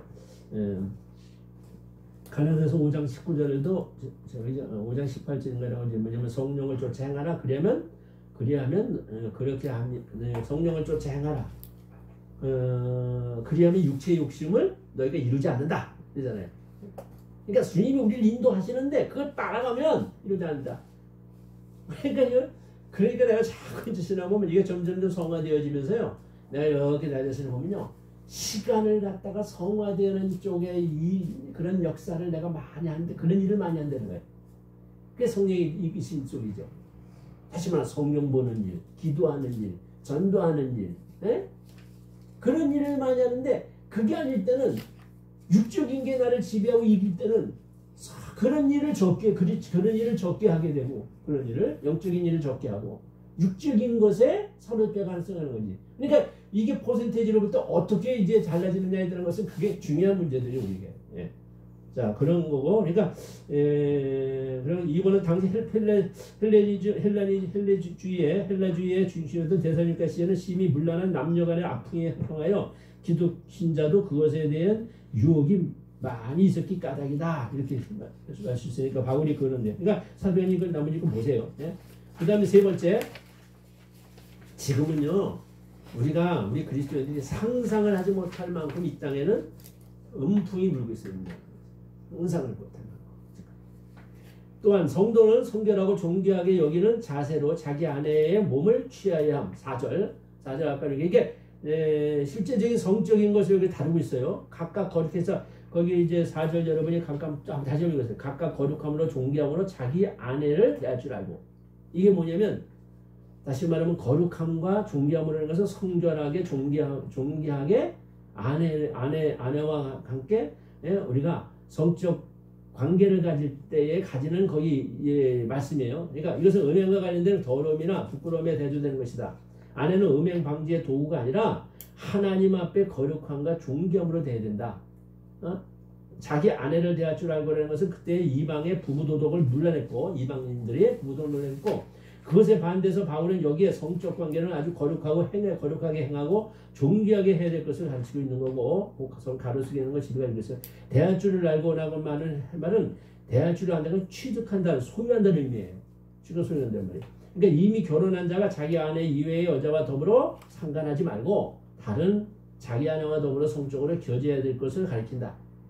그 다음에 네 번째 하나님을 모르는 불신자들은 세격을 쫓아서는 안 되고 성적 문제와 관련하여 범죄함으로써 형제를 해서는 안 된다. 하나님이 모르는 이방인같이 불신자의 특색이고 그래서 이제 그 벤겔이라는 사람은 하나님을 모르는 것이 음란의 근원이다 이렇게 쓰고 있고 로마서 1장 24절에 세격을 따르지 말고 라고 하는 것은 이 불신 이방인들이 결혼 생활에서 타락한 현상을 정지하는 거예요. 불신자들이 하는 결혼의 생활이라는 것이 정말로 얼만큼 타락한 것인지를 얘기하면서 하나님을 알았던 부부생활은 성생활은 하나님이 내신 것을 알고 마땅히 이것을 하나님 말씀대로 거룩하게 실행하고 존귀하게 될 것을 이야기하는 거예요. 자 그런 것을 여러분이 좀 이렇게 그냥 보시고 자 나머지 부분은 나머지 보시고 밑에 가서 이 일의 분수를 넘어서 형제를 하지 말라는 것은 이것은 다른 아내를 탐하여 취하지 말라는 간음을 경계하는 거예요. 이 일에라고 하는 것을 위에 말한 성적 관계를 이야기하는 거고요. 자 이미 경고했듯이 5번 이미 경고했듯이 하나님은 모든 범죄를 심판하는 분이다. 미리 말하고 증언한 것 같이 이것은 뭐냐 장래 심판이 이르기 전에 미리 경고한 것을 가리키는 거죠. 자 그런데 이 모든 일이라고 해서 3절부터 6절까지 음란한 죄를 말하는 거야. 그거는 그 다음에 주께서 신원하여 주심이라 신원한다는 말은 보수해 준다는 거예요. 보수. 다시 말하면 어벤져예요. 복수한단 말이에요. 복수한다. 그러니까 하나님은 뭐냐 쉽게 하면 갚은다는 거야. 갚는다는 거야. 죄가 죄값따라 갚는다는 거야. 하나님이. 그래서 그런 사상이 여기 나왔다는 것을 있으니까 보시고요. 그 다음에 6번째 하나님의 성도를 부르심은 부정한 삶이 아닌 거룩한 삶을 살게 하시기 위한 거다.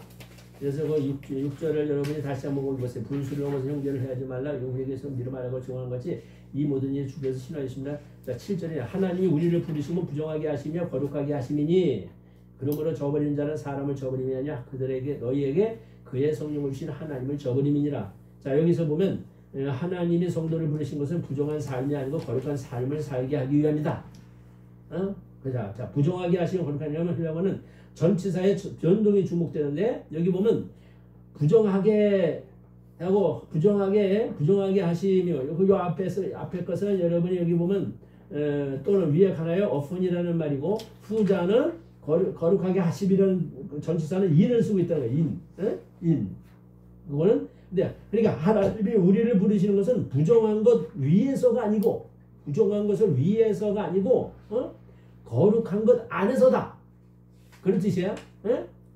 그러니까 부정한 것 위에서 부르는 게 그렇게 해서 부른 게 아니라 위에 것은 아니라 다시 말하면 안에 것. 거룩한 부정한 것은 이 위에 나타나는 거고 위에 나타나는 거고 거룩한 것 안에서 나타나는 건데 안에서 우리를 부르는 거다. 후자의 말로 그리스도인은 단순히 어떤 덕목을 추구하고 그 사실 위에 안연히 사는 것이 아니라 그 안에 사는 것으로 부정을 행케 하기 위하심도 아니고 주 안에서 성결을 행케 하기 위해서이다. 이런 뜻이에요. 그 다음에 7번 8절인데 8절 한번 여러분이 8절 아까 얘기했다. 8절 보세요. 8절 맞아. 8절을 했지요 지금.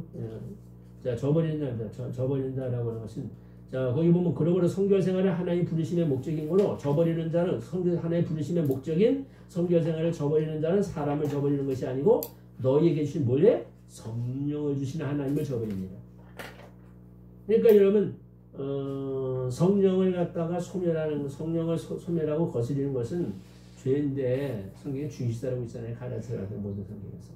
성결 생활을 독촉한 사도의 권면은 저버리는 자는 사람이 아니라 바울이 아니라 바울 사도가 저버리는 게 아니라 그들의 성결을 목적으로 하여 그들을 부르신 성령을 주신 하나님을 배척하는 거다. 자, 그래서 세 번째 형제 사랑에 더욱 힘쓸 것에 대한 권면 9절부터 10절 한번 보세요. 9절부터 10절 형제 사랑에 너희가 쓸 것이 없으면 너희들 자신이 하나님의 가르침을 받아 서로 사랑함이니라. 너희가 막혀서 온 막혀서 모든 형제에 대하여 과연 이것을 행하는도다. 형제들아 권하노니 더욱 그렇게 행하라. 그러니까 거기 뭐 1번 형제 사랑에서 특별히 쓸 것이 없다는 것은 대성과 성도들이 하나님의 가르침을 따라 서로를 애정하고 사랑하고 있기 때문이다. 9절 형제 사랑 불신자에게는 동족애를 가리키는 말이지만 신약에서 성도들에게는 뭐냐면 성신자들끼리 사랑을 가리키는 거다. 너희에게 쓸 것이 없다는 말은 대살림과 신자들의 형제를 인정하며 칭찬하는 동시에 그들이 사랑은 더욱 권장하는 지혜로운 표현이다. 그러니까 앞부분에서도 바울은 이제 이 대살림과 교회 성도들이 믿음과 사랑이 있다는 것을 계속 앞부분에서 서두에서 계속 이제 그걸 갖다고 그 얘기 듣고 하나님께 감사하기를 쉬지 않고 계속 했다는 그런 내용이 나오지 똑같이. 자, 그래서 너에게 이것을 쓰면 이 말은 대살림과 형제를 칭찬하면서 자, 하나님의 가르침을 받아 이거 좀 잘 보세요. 이유는 우리에게 쓸 것이 없다는 이유를 말하는 거예요. 우리에게 쓸 것이 없다. 하나님의 가르치심을 받아 이 말씀. 이유는 형제 사랑에 대해서 그들에게 벌써 직접 하나님의 가르치심을 받았기 때문이다. 그 이유는 왜? 쓸 것이 왜 없느냐? 이유는 형제 사랑에 대해서 이미 그들에게 벌써 직접 하나님의 가르치심을 받았기 때문이다.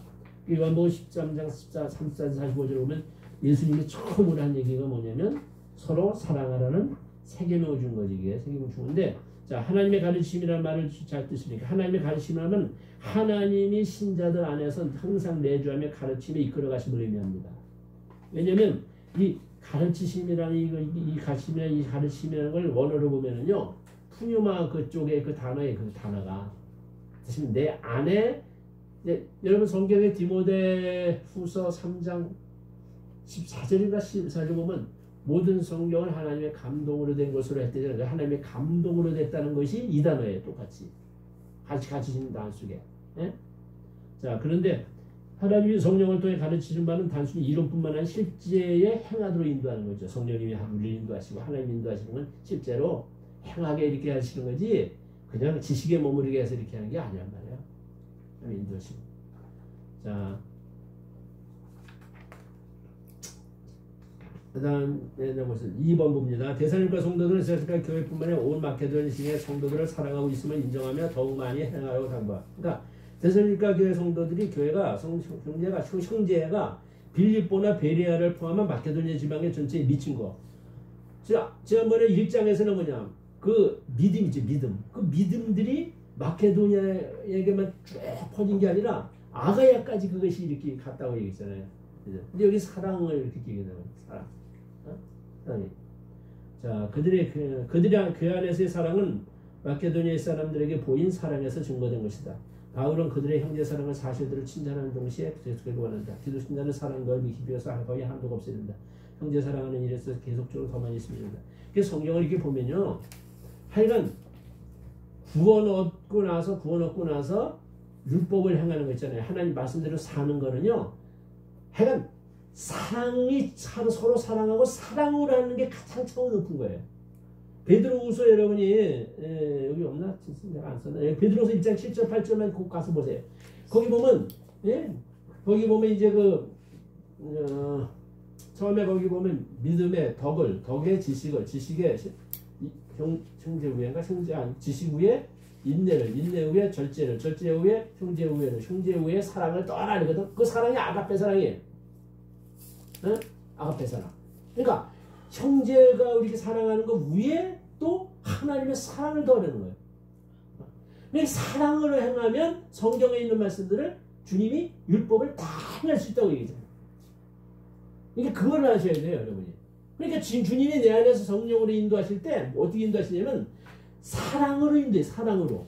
누구를 미워하는 마음이 있으면 그것 때문에 계속 괴로워요. 그래서 뭐냐, 그를 사랑하고 축복해주고 기도를 해줄 때 그게 없어져요. 그게 사랑이 최고예요. 최고. 이 세상에 어떤 범죄한 사람이 나타나도 그 사람을요 사랑해야 되는 거예요. 교회 안에 정죄하고 그걸 갖다 비난하고 아주 잘못된 거예요. 성경을 모르는 사람이고. 우리가 그 사실을 꼭 기억하시기 바라요. 진짜 사랑으로 꼭 해야 된다. 자, 그 다음에 그 다음에 뭐냐 11절 12절 했잖아요. 11절 12절 했잖아요. 11절 12절 또 너희에게 매한가지 조용히 자기를 하고 너희 손으로 일하기를 힘쓰라. 이는 외일에 대해 당정히 행하고 아무 분표가 없게 하느니라. 이게 여러분 봐서 교회가 이건 이제 문제점이죠. 데살로니가 교회. 그러니까 아까도 말했잖아요. 예수님 재림하신다니까 뭐냐, 사람들이 일 안 하고 일만 만들고 계속 몰려만 다니면서 시끄럽게 덕이 안 되고 그런 생활을 데살로니가 교인이 했단 말이에요. 그러니까 그걸 이제 여기 권면하는 거예요. 권면. 그 다음에 이제 조금 아까 설명한 13절부터 쭉 이제 5장 그냥 10절까지 계속 나오는 거예요. 그런데 여기 보면 11절 12절 이렇게 보면 11절 12절을 보면 자, 차분하게 자기를 충실하면 근면하게 일할 것에 대한 권면을 하는데, 차분히 자기 직업에 충실할 것, 자기 손으로 일하여 살아갈 것을 권면하는데, 내가 너에게 명한 것 같이 이것은 바울이 데살로니가에서 이미 있을 때에 명했단 말이야. 가르쳤단 말이야. 이미 거기 있을 때. 그런데 조용히 자기를 하고 너희 손으로 일하라. 그러니까 데살로니가 교회가 예수님의 재림을 건전한 마음으로 기다리지 않고 그것 때문에 현세의 노동과 직무를 등한시했단 말이야. 등한시했기 때문에 바울은 여기서 그릇된 태도를 고치려고 하는 거라고, 경계하는 거란 말이에요. 이 구절은 세 가지 미덕을 제시하는데, 첫째, 조용하다. 본절에 나오는 자들은 게으른 자들이므로 하는 일 없이 사방에 떠돌아다니며 말을만 많이 하고 남에게 간섭하게 좋아해. 그러니까 조용히 일하라. 조용히. 그러니까 성경은 여러분 무언주의를 가르치진 않아요. 성경 보면 다원, 말을 많은 것은 거짓과 회방을 선출하기 때문에 이것도 말 많은 것을 하지 말라, 말 적게 하라는 거고, 그 다음에 성경은 말을 적게 함을 덕을 세우고, 무언이라는 것은 불화와 불쾌를 가져오기 쉽다. 그러니까 말을 너무 안 하는 사람이 있죠. 말 여러분 사실 안 하고는 못 삽니다. 외국에 이렇게 갔던 사람들 가운데 얘기를 이렇게 한 번은 저기다 저기 무리교회 목사님이 그 목사님이 한번 간증하는 거니까 미국에 가서 3년 동안을 말할 대상이 없어가지고 있잖아요. 말을 안 하니까 미치게 뜨는 거예요. 3년 동안 말을 안 하니까 가지고. 그래서 그 고독한 시간을 많이 가질 때 영적으로 막 의심들었다더라고. 자, 이건 말. 이 말은 절제를, 말은요, 말에 경제가 있거든요. 말은 많이 하면 손해. 적게 해요, 적게. 네. 자, 그 다음에 너희 손으로 일하기를 힘쓰라. 두 번째, 손으로. 노동은 하나님께 우리 계신 창조에서 처음 맡기신 것이고, 더불어 물과 분리의 관계를 가지고 있는 것이다. 바울은 손수 노동하면서 권면하고 힘있게 손으로 일하래. 그러니까 일은. 힘쓰라는 헬라어는 어문적 의미는 대망을 가지는 것을 의미하는데, 여기서는 기껏 힘을 쓰는 거죠. 힘을 다 쓰는 거예요. 그러니까 그리스도는 영적으로 천국에 속하지만 그들이 가시밭길을 가는 현세를 힘을 다하여 개척하는 차인자임을 잊어서는 안 된다. 힘을 써서 일해야 돼. 주일도 힘 써서 해야 돼. 두 번째, 이는 외인들에게 존중을 받으며 경제적으로 궁핍해지지 않도록 하기 위한 거다. 아까 읽었어요. 신자가 자기 손으로 일하는 것은 불신자에게 존경받을 만큼 행하기 위함이고 자신의 궁핍을 방비하기 위함이다. 외인이라는 것은 교회 밖의 사람, 불신자.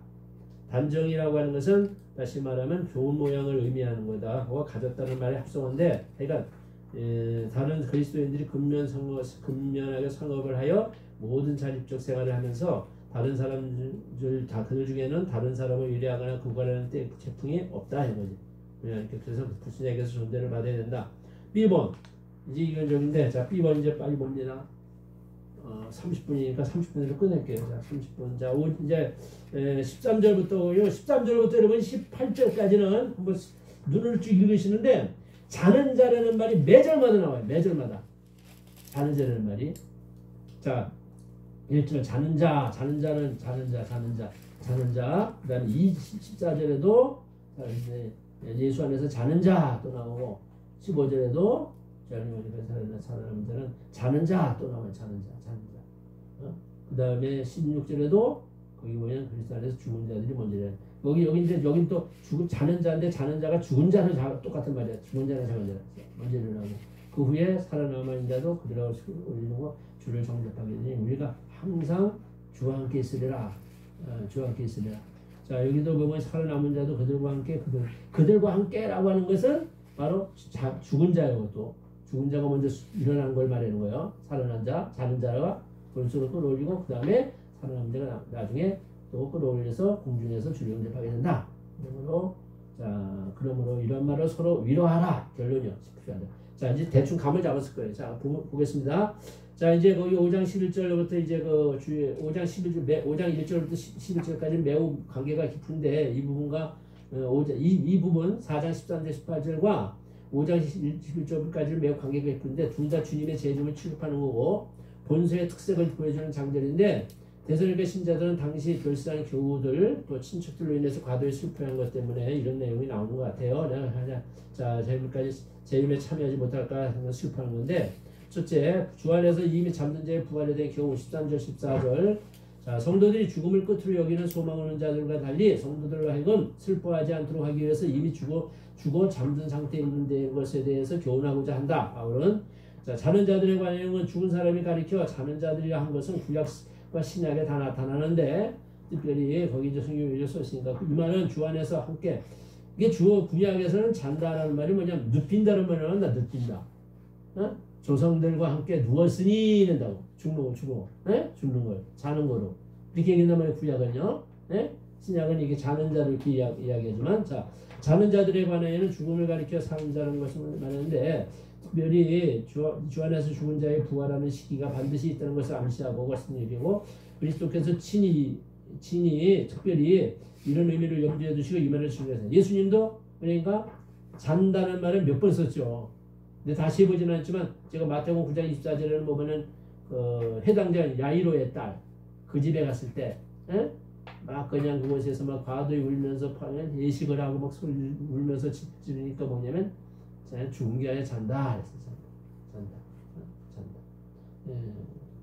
자 그런 달리다고 요한복음 11장 11절은 뭐냐면 저기 얘기죠. 나사로 얘기죠. 나사로가 이제 죽어간다는 것을 사람을 보내서 그 형제들이 사람을 보내서 초청을 했는데, 예수님이 그곳에서 이틀인가 더 계셔. 바로 가도 죽었어. 왜? 예수님은 죽을 것 그냥 기다린 거예요. 왜? 자는 자 깨우는 분이시니까. 그러니까 그때 거기서 뭐래요? 제자들이 가면서 얘기를 하죠. 야, 이제 우대로 올라가자. 그러니까, 아니, 지금도 돌로 치려고 해서 또 올라갑니까? 그러니까, 야, 나사로가 잠들었다. 잠자는 나사로를 깨우러 가자. 그러면, 아이고, 잠들어 있으면 낫겠네요. 아픈 거. 그렇게 얘기하는 거 보이죠? 자, 그런 거. 자, 그런데 여기 이제 보면은 소망 없는 다른 이와 같이라는 것은 불신 세상에 내세의 소망을 가지지 못한 것을 한 말이고, 슬퍼하지 않게 한다는 것은 과도한 비애를 가지지 말라는 의미고, 별사자로 인한 적당한 추도를 금한 것은 아니다. 그래서 울 수 있죠. 근데 지나치게 이렇게. 자, 그리스도님이 저들 좋아하지 그러니까 나도요 나이가 이제 나이가 진짜 30세 약간 안 됐을 때인데 안 됐을 때지 29세가 28세에 어머니가 돌아가셨어요. 아 얼마나 슬픈지 정말 내가 그때 그때 믿음이 없었구나 내가 과도히 이렇게 막 물고 했으니까 좀 믿음이 없었구나 내가 과거를 또 이렇게 그 생각을 해요 좀. 자 그리스도님이 이 점에 대해서 말하기 우리는 알지 못하고 슬퍼할 때가 많다. 알지 못하면 더 슬퍼해. 슬퍼하는 일이 일의 내용을 이해하면 그렇게 슬퍼할 필요가 없다. 그래서 내가 설교 갔다가 지난주에 얘기하면서 야 엄마 만난다 이제 아버지 만난다 할아버지 만난다 그 얘기를 우리 아들이 이제 가정에서 예배드리니까 그 얘기를 이렇게 하니까 웃어. 두 번째 우리가 예수님의 부활을 믿는다면 예수 안에서 자는 자, 예수를 믿고 죽은 성도들 역시 부활하게 될 것을 믿어야 한다. 바울이 본절에서 예수 안에서 자는 자들, 이미 주 안에서 별세한 자들은 주님이 재림할 때는 부활할 것을 설명한다. 이 확신의 근거는 뭐냐? 이거 중요해요. 예수님의 부활하신 사실이 들었다. 그러니까 여러분 고린도전서 15장은 반드시 읽으세요. 고린도전서 15장은 부활자. 부활에 대해서 고린도전서 15장보다도 더 설명을 잘 해놓은 데가 없어. 그러니까 부활주일이 되면 항상 고린도서 15장을 늘 읽고 묵상하세요. 그 부활한다는 말을 해도 사람들이 안 믿는 것 같아요. 교회 있는 성도들 내가 보면 아주 답답해 죽겠어. 네? 자, 그러니까 꼭 그냥 좀 여기 한번 보시고 자, 그래서 여기 보면 자 이제 그래서 부활하셨기 때문에 그걸 믿는 신자들 전부한다고 했어요. 그러니까 예수님은 예수님 부활했기 때문에 예수님이 요거 기억할 거. 예수님이 부활한 것 때문에 나타나는 내게 영적인 건 뭐냐면 내가 새 생명 가운데서 영이 살아났어요. 무슨 얘기인지 알아요? 예수님의 죽으심은 죄에 대해 죽으신 거고 예수님이 살아나신 것은 내 영혼을 살려서 새 생명 가운데 살게 하는 거예요. 새 생명 가운데 행하게 하는 거예요. 부활이. 근데 육적인 의미로는 어떻게 되느냐? 육적인 의미로는 나도 예수님처럼 내 육이 부활한다는 거예요. 그게 로마서 8장 몇 절이다 10몇 절이냐 18절인가 10몇 절인지 생각이 안 나는데 거기가 뭐냐 몸의 부활을 간절히 바란다. 몸의 속량을 간절히 바란다. 몸의 속량이 뭐예요? 부활. 그러니까 여러분 예수님 오실 때 부활의 그 장엄한 그거는 전 세계에 일어날 일을 상상을 못해. 상상을 진짜 그거는 그냥 자 그런 부분을 여기서 이제 보시고 자 신자가 재림할 때 예수님의 부활은 신자의 부활한다. 2번 주님의 재림 시 성도의 부활의 순서. 자 이제 15절부터 17절은 부활의 순서를 얘기하는 거예요. 부활의 순서. 매우 중대한 본 주제에 대해서 주께 받은 계시로 가르치는 것임을 밝힌다. 그러니까 바울이 이것을 뭐냐 주님께 받았다는 거지. 계시를 통해서 받았다는 거예요. 그래서 이제 그것이 뭐냐 주는데 주의 말씀으로라고 하는 것은 복음서에 기록한 예언이 아니고 왜? 복음서가 없다니까 그 당시엔 이스라엘한테 복음서가 없다니까 복음서가 먼저 기록된 게 서신서가 먼저 기록됐어요. 기억해도 그러니까 그렇게 했는데 그런 것이 아니고 바울이 독특하게 계시된 내세된 교훈을 갖다가 받았다는 거예요. 계시를 통해서 그걸 여기서 말하는 거예요. 그런 내용이 여기 내용을 썼으니 거 보시고 주님이 재림 당시 다시 살아있는 자는 주 안에서 다시 잠든 상도들보다 앞서 부활할 것을 가르친다. 그러니까 자는 자들 우리 살아남아있는 자도 역대 성도들은 언제나 주의 재림이 임박한 줄 생각하고 생전에 주를 맞이할 준비를 사는 것이 오히려 정상적인 믿음이요. 근데 지금도 여러분 성도들 지금은요 기다려도 안 왔어. 안 와. 예수님 안 와도 지금은 주님의 재림을 사모를 안 해. 그게 병든 거예요. 신앙이. 그게 병든 신앙. 왜 성경대로 안 믿으니까 안 사니까. 그게 잘못된 거예요. 주님의 재림을 더 사모하면서 주님의 재림을 갖다가 고대하면서 믿음을 깨우세는 것이 정상인데 뭐예요? 자, 오히려 정상 바울 자신은 이 죽음을 얘기하는 일점 생전에 주님 만나기를 원했고요. 우리라는 말은 그리스도께서 오실 때 살아남아 있는 모든 성도를 대언하는 겁니다. 그러니까 예수님 오셨을 때 우리라는 말은 우리가 뭐예요? 살아있는 사람이고 끼리 우리라고 하잖아. 죽은 사람은 우리라고 안 하잖아. 그처럼 살아남아 있는 사람들, 예수 믿고 살아있는 사람들, 그런 사람은 결코는 뭐냐? 이중부정이야. 강력히 부정하는 건데 살아남은 사람은 자는 자보다 결단코 앞서지 못한다. 살아있는 사람. 그 다음에 3번 주께서 호령과 천사되는 소리는 하나님의 나팔로 하늘로서 강림하실 재림의 양상을 설명했는데 주께서는 이라는 그라는 주께서는 그 대명사와 그라는 대명사와 주가 합쳐 극히 강조적이다. 그러니까 거기 이제 그라는 걸 여기 안 썼는데 여기도 그가 없네. 네? 그가 없어요. 그러니까 이 원문에 있는 것 같아요. 자, 그라는 말은 그라는 대명사와 주가 합해서 극히 강조적인데 다름이 아닌 뭐냐? 주 자신이 있듯이 주 자신이 초두에는 즉이라는 접수사가 있고요. 즉 다시 말하면 주께서 강림하실 때가 살아남은 자도 사는 사람보다 절단코 앞서지 못하는 구체적으로 설명하는 거예요. 이게 주께서 하늘에서 강림하실 때 세 가지 소리가 들려온다는 거죠. 호령 그리스도예요. 그리스도가 호령을 하면서 온다. 그죠? 호령의 목적은 뭐예요? 죽은 자를 깨우는 거예요. 나사로야 일어나 하는 것처럼 죽은 자를 깨우는 거예요. 그게 주님의 호령이요. 호령. 천사장의 소리는 미가엘이에요. 천사장은 미가엘을 말해요. 미가엘은 뭐냐? 마귀와 싸우는 존재야. 성경에 마귀와 싸우는 종에 사탄과 싸우는 존재의 천사예요. 그러니까 그다음에 하나님의 나팔 소리. 여기도 하나님의 나팔 소리. 여러분 구약의 나팔을 언제 불렀어요? 예?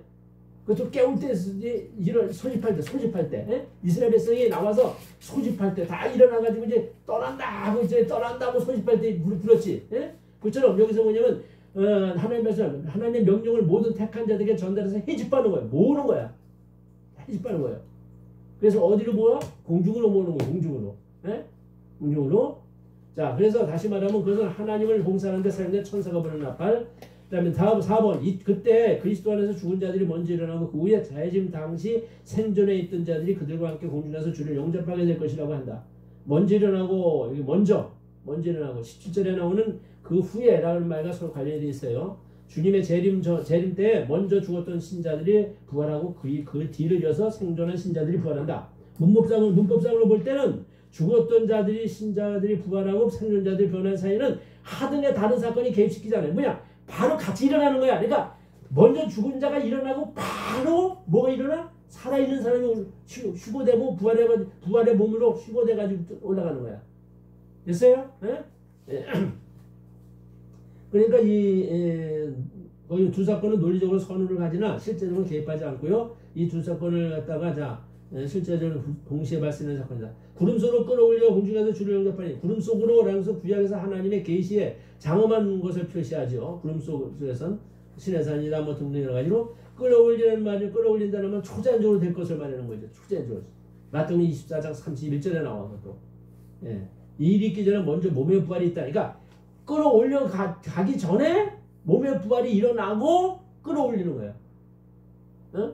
그러니까 몸의 부활은 이미 여러분 죽은 자를 사실 살리는 건 뭐 말할 것도 없고 살아있는 사람도 땅에서 이미 주님께서 올리기 전에 먼저 부활시키고 올라가는 거예요.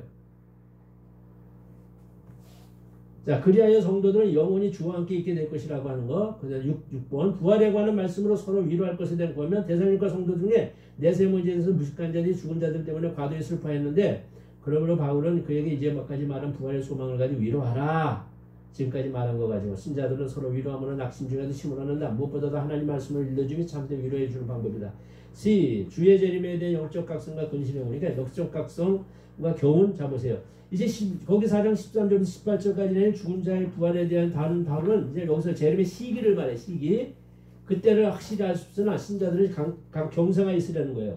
주의 재림은 불신자에게 불시에 일어날 것입니다. 첫째는 불신자에게는 어떻게 일어나 보세요. 재림의 시기에 대해서는 쓸 필요가 굳이 없음. 때는 시대의 기간을 말하고 시기라는 말은 어떤 특수한 성격을 가진 시점을 말하는데 이 두 가지 명칭은 주님의 재림의 시를 염두에 두고 한 말인데 너희에게 쓸 것이 없다. 데살로니가에게는 벌써부터 바울의 교훈을 이미 들었다는 거죠. 재림의 시기에 대해서 성격을 알고 있었다는 거예요. 바로 바울을 통해서 이 시기가 그 언제인지는 알기 어려우니 그것이 다음 질문과 같이 세상에서는 도적같이 이른다. 자, 세상 사람들에게는 불신자에게는 도적같이 온다. 도적. 그러니까 그 사실을 얻다. 그래서 바울은 이 문제에 대해서 더 이상 말할 필요가 없다는 거야. 불신자에게 한 얘기니 불신자에게는 주님의 재림의 날이 밤에 도적같이 찾아오든 불시에 임할 것을 데살로니가 성도들이 잘 알고 있다. 자, 그 주의 날은 주님의 재림의 날이고 도적같이라고 하는 것은 뜻밖에 온다는 의미인데 불신자에게는 위태하다는 거지 그것이. 신자들에게는 그것의 뜻밖에 이르지 않는다. 그들은 정확한 날짜는 모르지만 징조들은 다 알고 있다. 그 다음에 세 번째, 세상 불신자들이 평안하다 안전하다 전혀 예기치 못할 때에 마치 이건 내가 잘못 쓴 거예요. 마치인데 미치라고 쓴 것은 이거 모르겠어. 나 도대체 내가 중간에 이렇게 많이 저기해서 마치가 맞지는데 난 맞지라고 분명히 쓴 것 같은데 이게 맞지가 안 보이라고 집에 가서 확인해 볼게요. 마치 잉태한 여자에게 산통이 오는 것처럼 멸망이 갑자기 임하게 되는데 그들이 평안하다 안전하다 그때 불신자들이 평안하다 안전하다라고 생각하는 것은 자신들의 신령상 불안을 모르고 하는 말이요 헛소리요 피할 수 없는 하나님의 심판도 내다보지 못하는 말이요. 예? 이것은 이 세상에 속한 자들의 무지몽매한 말이고 불신앙을 나타낸 말이고 임신한 여자에게 해산을 못하게 하지. 임신한 여자가 자신에게 자기의 해산할 것을 확실히 안다. 그러나 어느 시간에 그렇게 될지는 모른다. 이 문구가 보여주는 비유는 두 가지다. 주님의 재림이 뜻밖에 이른다는 것. 둘째, 불신자들에게는 고통, 환난이라는 것. 자, 두 번째, 그러나 이제 성도에 대해 얘기하는 거예요. 성도. 그러나 빛에 속한 성도에게는 재림이 갑작스럽지 않게 됨. 자, 성도는 어둠에 거하지 않기 때문에 재림의 날이 성도에 대해서는 도적처럼 갑자기 찾아오는 것이 아니다. 너희가 어둠에 있지 아니하며 신자들은 어둠의 솔산에 속하지 않고 천국 소명에 속하였다는 말이다. 이 복음을 믿는 자에게 벌써 내세의 빛을 가져가지고 있으므로 주님의 재림 때 깜짝 놀랄 필요가 없다. 그들은 하나님의 말씀을 통해 재림의 징조들을 알고 있으니 만큼 그 일자는 모를지라도 그 일에 마음 준비를 하고 있다. 여러분이 성경을 보면서 꼭 이제 요거까지 마저 보고 있습니다. 자, 그 다음에 넘겨서 2번 신자는 빛의 자녀로서 어둠에 속한 자들이 아님 너희는 다 빛의 아들이요 낮의 아들이라. 빛은 진리, 생명, 의를 상징하고요. 빛의 아들이라는 것은 그리스도께 속해서 있는 세 가지를 받아 가진 신자를 말한다. 다시 말하면 뭘 받아? 진리를 받았고 생명을 받았고 의를 받은 신자를 말해요. 낮의 아들도 똑같이 있어요. 이게 여러분이 기억할 것은 성경은 전체가 내용이 어떻게 쓰고 있냐면 믿지 않는 사람은 흑암, 어둠, 밤에 속한 거예요. 거기 밑에 또 나와요. 그러니까 어둠에 속한 거, 6절부터 8절 또 나오는데 밤에 속한 거고 그리스도인은 뭐예요? 빛에 속해서 빛. 그러면 이 빛은 여기도 말했지만 뭐냐면 성경에 보면 하나님이 비치고 예수님이 비치고 성령님이 빛이에요. 말씀도 비치고. 근데 빛에 대한 것은 우리가 하나님께 속했다는 거지. 하나님에 속한 사람. 그러니까 다시 말하면 천국에 속한 사람이죠. 천국에 하나님에 속한 사람이에요. 어둠은 전부 땅에 속한 사람이고 신자고 하나님을 전혀 모르는 사람이고 그렇게 나타나요. 이게 여러분이 에베소 5장에도 보면 5장 몇 절 8절인가 9절인가에서 보면 너희가 전에는 어둠이었으나 이제는 빛이라. 빛의 자녀들처럼 행하라. 그렇죠? 빛의 열매는 착함과 의로움과 진실함에 있다. 이렇게 얘기한다고. 예? 거기서 빛에 대한 얘기 또 나와요. 그 위에서. 제가 이걸 하면서 성경에 요한복음 9장을 생각이 나기 때문에 한번 내가 다시 한번 읽어봤어요. 요한복음 9장을 갖다 이렇게 읽는데 요한복음 9장에도 보세요. 남에서도 소명된 사람이잖아요. 그 사람 그 남에서 가지고 있는 소경이라는 게 뭐냐? 다시 말하면 영이 죽어 있는 것을 한테를 말하는 거예요. 흑암 중에 사는 사람이에요. 근데 그 사람을 주님께서 빛의 세계로 초청하잖아요. 어? 흙을 발라주고 실로암 목과 이것이 있으라. 실로암 보냈다. 어? 보냈다. 하나님 예수님도 상징하면서 또 한편은 하나님 예수님을 보내는 자라는 분이잖아요. 보내는 자. 그래서 이렇게 해가지고 거기 가서 이제 물을 가지고 바르니까 물을 딱 씻고 오라 했으니까 씻어보니까 환하게 보이잖아요. 아니, 근데 그것 때문에 거기 나오는 게 뭐예요? 어떻게 네가 눈을 떴느냐 이것 가지고 5번이나 나와요. 그 내용이. 어떻게 눈을 떴느냐 어떻게 눈을 떴느냐 그러니까 자기 아버지 불러놓으니까 내가 우리 아들은 분명한데 어떻게 눈을 뜬 건 나는 몰라요. 아들한테 물러봐요. 그런 식으로 계속 거기 나와요. 그러면서 그 부분에 가서요. 주님께 근데 그 사람은 뭐냐 누구냐니까 그냥 예수라고 하는 분이 나한테 그냥 흙을 바르고 그냥 가서 씻어서 나 씻는데 씻어서 보였어요. 그것밖에 없어요. 그러니까 근데 그 영적인 사건이에요. 그 뒷부분에 가서 보면요. 노임을 받고 나서 예수님이 찾아오잖아요. 그죠? 찾아와가지고 만나주잖아요. 만나준 거냐? 내가 바로 예수라고 하는 그다. 하나님이 보이잖아요. 그러면서 거기 하는 얘기 나오잖아요. 본다고 하는 자들은 본다고 하는 자는 보지 못하고 밤에 속한 사람이고 보지 못하는 자들은 내가 보게 하려고 왔다. 보게 하려고. 그게 뭐냐? 자기의 하나님과 자기에게 속한 빛의 자녀로 빛의 아들로 부르기 위해서. 그런 사실을 이렇게 성경의 전체 내용이 다 그 빛과 저기는 그런 거는요. 요한복음에도 이러면 여기 나는 세상에 빛이니 나를 따르는 자는 어두움에 다니지 아니하고 어두움에 생명의 빛을 받으리라. 성령의 빛을 받으리라. 이라고 하잖아요. 그러니까 주의 빛하고 어둠은 이거는요. 완전히 진짜 나누어서 얘기한다는 거 꼭 기억하고 성경을 전체를 보란 말이에요. 그러면 성경의 많은 부분이 빨리 깨달아진다. 깨달아져요. 부분들이. 자, 여기 보면 빛에 속한 성도들은 적극 깨어 근신해야 한다는 거. 이제 다 왔어요.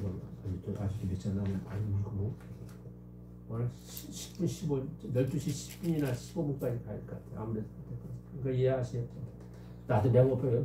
아침 누룽지 조금 먹고 왔습니다. 후딱 그것도.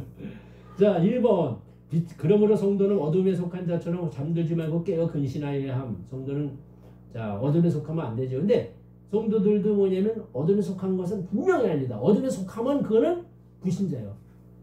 근데 어둠에 속하지 않았지만 뭐냐? 잠들어요. 누가 예수님의 제자들도 그랬잖아. 겟세마네 동산에서 마태복음 26장에 이렇게 보면은 가서 자잖아요. 깨어라. 나를 왜 깨어서 기도해달라. 잠시도 깨어 있을 수 없더냐? 시험에 들지 않도록 깨어 있으라. 그러잖아요. 그러니까 이게 성도는 어둠에 속한 자가 아니고 빛에 속한이기 때문에 잠들면 안 된다. 깨어 근신하라. 그래서 결론으로 빛의 아들 성도들은 깨어 대망하려는 건데 예수님의 재림을 대망하는 건데 자지 말고 하는 것은 자는 사람은 임박한 위험을 깨닫지 못하고 있다. 그처럼 영적으로 자는 자는 현재의 죄악의 인생을 멸망시키는 줄도 알지 못하고 장차 하나님의 심판이 얼마나 무서운 줄 모른다. 그러니까 여러분 이게 참 구약의 같은 경우도 깨야 될 사람 가운데 정해진 사람이 제일 대표가 삼손인 것 같아요. 삼손. 응? 그렇게 세상이 좋아가지고 세상에 푹 빠져가지고 삼손이 얼마나 비참해. 난 그래서 삼손이 지옥 같다고 생각은 안 해.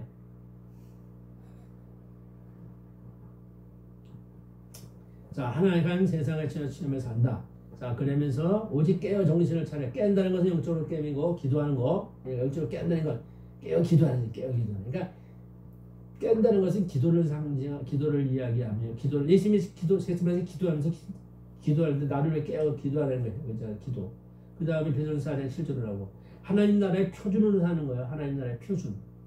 항상 뭐냐? 거룩하고 하나님 앞에 빛된 삶을 사는 거야.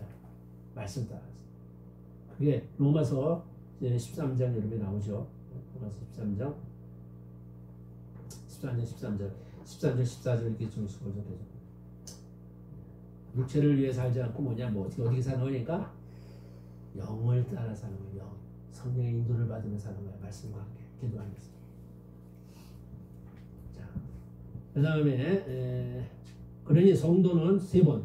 그러나 성도는 영적으로 낮에 속한 자들이기 때문에 근신하여 정신을 차리고 근신한다는 말과 정신을 차리고 그러니까 이것이 개정 개혁판은 있잖아요. 정신을 차리고라고 나오는데 그 전에 개혁판은 있잖아요. 그냥 그정 개혁판은 원래 정신을 근신이라는 말을 쓰면서 근신. 똑같은 의미를 갖다 다른 단어로 다룰 수 있어요. 자, 믿음과 사랑과 호신경을 붙이고 자 이제 정신을 차리고 그러니까 뭐냐 우리는 하나님 나라 백성으로서 군사거든 군사인데 군사가 이제 완전 무장하는 거에 대해 제일 잘 나오는 건 에베소 6장 10절 이야기합니다. 마귀와 싸울 때 완전 무장하는 그리스도인이 무엇으로 무장해야 되는지 완전 무장하는 거에 대한 것을 에베소 6장 10절부터 쭉 17절까지 되는 게 그 내용이야. 그게 제일 바울이 자세하게 쓴 거예요. 그러니까 근데 그 무장하는 게 누가 무장을요 어떻게 받는 거예요? 하나님께로부터 무장하는 걸 받는 거예요. 그건 내가 무장하는 게 아니고, 내가 무장한다는 건 뭐냐? 내가 물론 무장하려고 하는 것도 인간의 지정을 가진 그 노력을 해야지. 근데 거기서 말하는 것은 뭐냐? 하나님의 전신갑주라는 것은 뭐냐면 하나님이 입혀주시는 완전 무장한 옷, 그걸 말하는 거예요. 하나님의 전신갑주라는 말은 하나님의 것으로 무장하는 거예요. 하나님의 것으로. 자, 그런 적인데 여기서는 이제 두 개밖에 안 나와요. 뭐냐? 의의 호신경, 믿음과 사랑의 호신경. 에베소는 6장 14절은 의의 호신경인데, 호신경이라는 것은 우리 가슴 있잖아요. 이 부분, 이 앞에 부분이. 그러니까 옛날에 호신경이라는 것은 거울인데 유리로 만들어가지고 이렇게 여기 보호를 했거든, 군인들이. 그거예요. 그러니까 우리 가슴을 마음을 갖다가 보호하는 건 뭐예요? 여기대로 믿음이에요. 믿음과 뭐예요? 믿음과 뭐예요? 사랑의 사랑. 우리가 또 아까 사랑도 여기 신복, 여기서 사랑이 나온다잖아요. 예? 공의를 여기 불쌍해요. 그러니까 여기서 오늘도 여러분 호신경을 사오려는 거예요. 믿음. 그러니까 믿음을 가지고, 그러니까 여러분 적들이 마귀가 우리를 공격할 때 제일 많이 공격하는 게 마음이에요. 마음.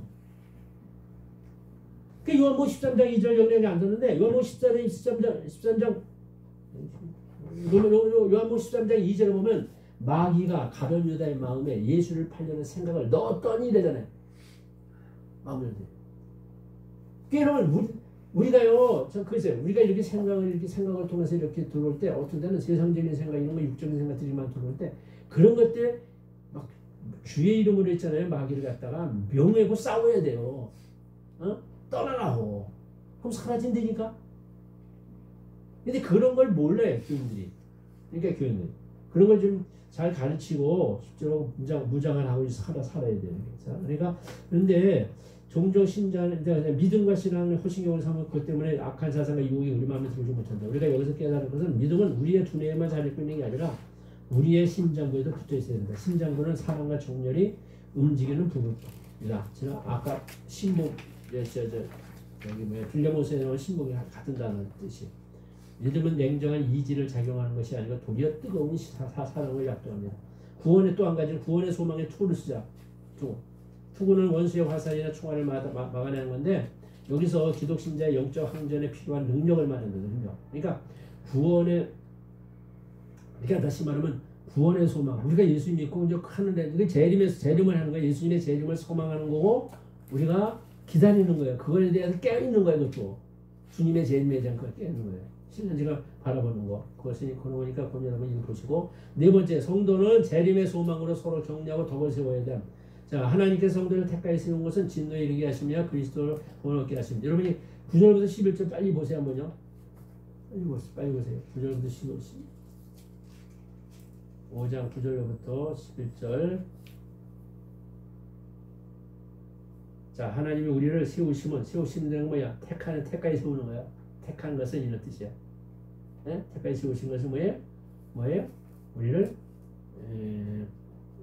노하게 하신, 진노하신, 심판에 이르게 하심이 아니고 오직 예수님으로 말미암아 구원을 받게 하십니다. 그렇죠. 그 다음에 10절 중에 10절을 갖다가 많은 사람이 이런 10절. 예수께서 우리를 위해 죽으사 우리로 하여금 깨어있든지 자든지 자기와 함께 살게 하십니다. 자기와 함께 살게. 자, 여기 보면 깨어있든지가 뭔지 알겠죠? 깨어있든지. 예? 또 자든지가 뭔지 알겠죠? 그러니까 우리로 하여금 내가 깨어있는 상태라는 것은 내가 이 땅에 살아있는 걸 말하는 거지. 살아있어서 영적으로 각성하고 사는 거지. 잔다는 것은 죽는 거지. 그러니까 죽어도 주님과 함께 살고 깨어있어도 주님과 함께 사는 거. 주님과 함께 살게 하려고 주님이 우리를 위해 죽었다는 거예요. 얼마큼 중요해요. 그러니까 예수께서 우리를 위해 죽으신 그것이 거기에 있다는 거예요. 예? 예수님이 우리를 위해 죽으신 것은요, 바로 뭐냐? 예수님의 죽으셨던 공로 때문에 내가 깨어있어도 주님과 함께 살 수가 있고, 내가 혹시 죽어서 잠드는 세계에 들어가도 주님과 함께 주님 내 세대가 산다는 거예요. 주님과 함께 사는 거야 다. 그래서 예수님이 그랬잖아요. 그 부자는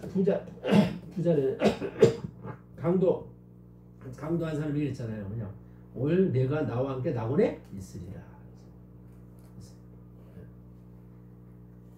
그래서 이제 그런 것이니까, 그러니까 깬다는 말이 육신의 생존을 가리키고 잔다는 육신의 사망을 가리키고, 앞에 부분은 설명 안 했는데 앞에 부분은 이제 세우시는 거, 이게 좀 쉬운 거니까 읽어보시면 돼요. 세 번째, 따라서 성도는 우리 주 예수 그리스도의 재림의 소망으로 서로 위로하고 덕을 세우기를 힘써야 한다.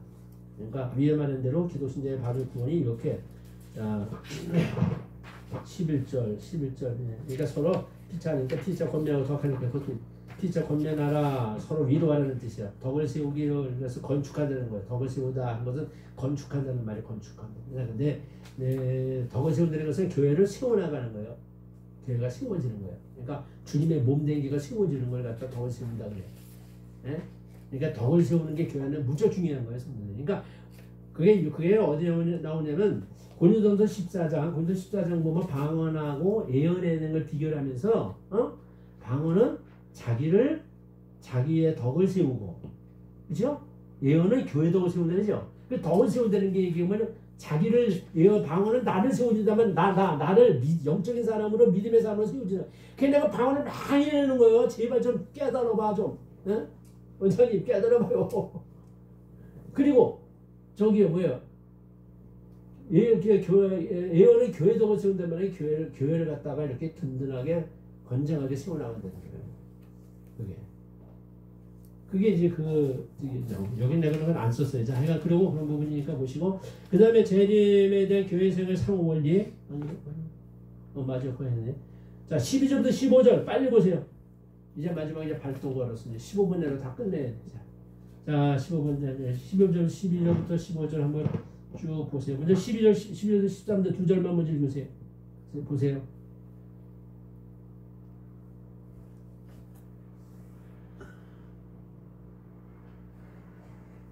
자, 12절, 13절 함께 보겠습니다. 그러니까 D번에 가서는 재림을 소망하는 성도들의 바람직한 교회 생활의 상호 원리를 얘기하는데, 그러니까 서로 같이 이렇게 바람직한 교회를 세우기 위해서, 자, 거기 뭐 첫째, 교회 지도자들에 대한 존경과 사랑의 공고.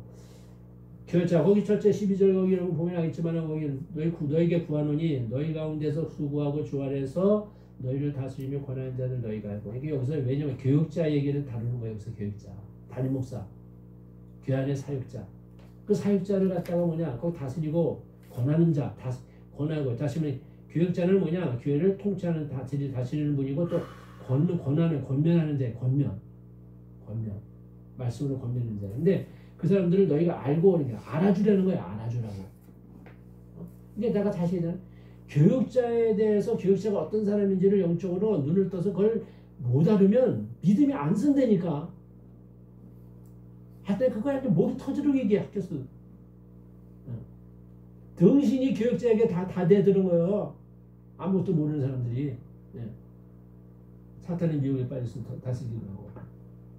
자, 그런데 그런 사람들이, 그러니까 여기 보면 단어가 세 개가 나오죠. 수고, 다스림, 권함 세 가지. 그 두 가지 내가 여러분 읽어보시고 그래요. 근데 안 읽을 거야. 조금이라도 빨리 끝내게. 두 번째, 그들이 하는 직무 때문에 사랑 안에서 귀하게 여기라는 거예요. 사랑 안에서. 그들이 하는 일, 역사, 사역으로 말미암아 사랑 안에서 가장 귀히 여기라. 이게 교육자를 사랑하려는 거야.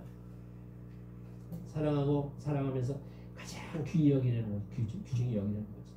참 이렇게 보면 정말 그게 내가 지난번에 얘기했잖아요. 에베소 4장인가? 4장 몇 절이지 이게? 11절일 거야. 4장 11절. 4장 11절을 보면 그랬죠. 11절 12절인가? 10절 11절인가 그랬잖아. 교회 주님이 하늘에 올라가실 때 이 땅에 있는 사람들에게 어떤 사람을 교육자로 사명자로 세웠단 말이에요. 세우는데 거기 보면 누구냐? 사도. 제일 그 당시에 초대교 신약에 와서는 제일 높은 저기가 사도를 세웠다고. 둘째는 선지자를 세우고, 선지자는 구약의 선지자가 아니야. 거기 나오는 선지자는 그런 기능은 좀 있어도 그런 건 아니야. 거기는 구약의 예언자가 아니라면 구약의 예언자. 예언자가 아니고 선지자는 구약에 그런 성격도 있지만 말씀 가르치고 그런 게 있지만은 그 선지자. 세 번째는 뭐냐? 복음 전하는 자. 넷째는 목사와 교사였지.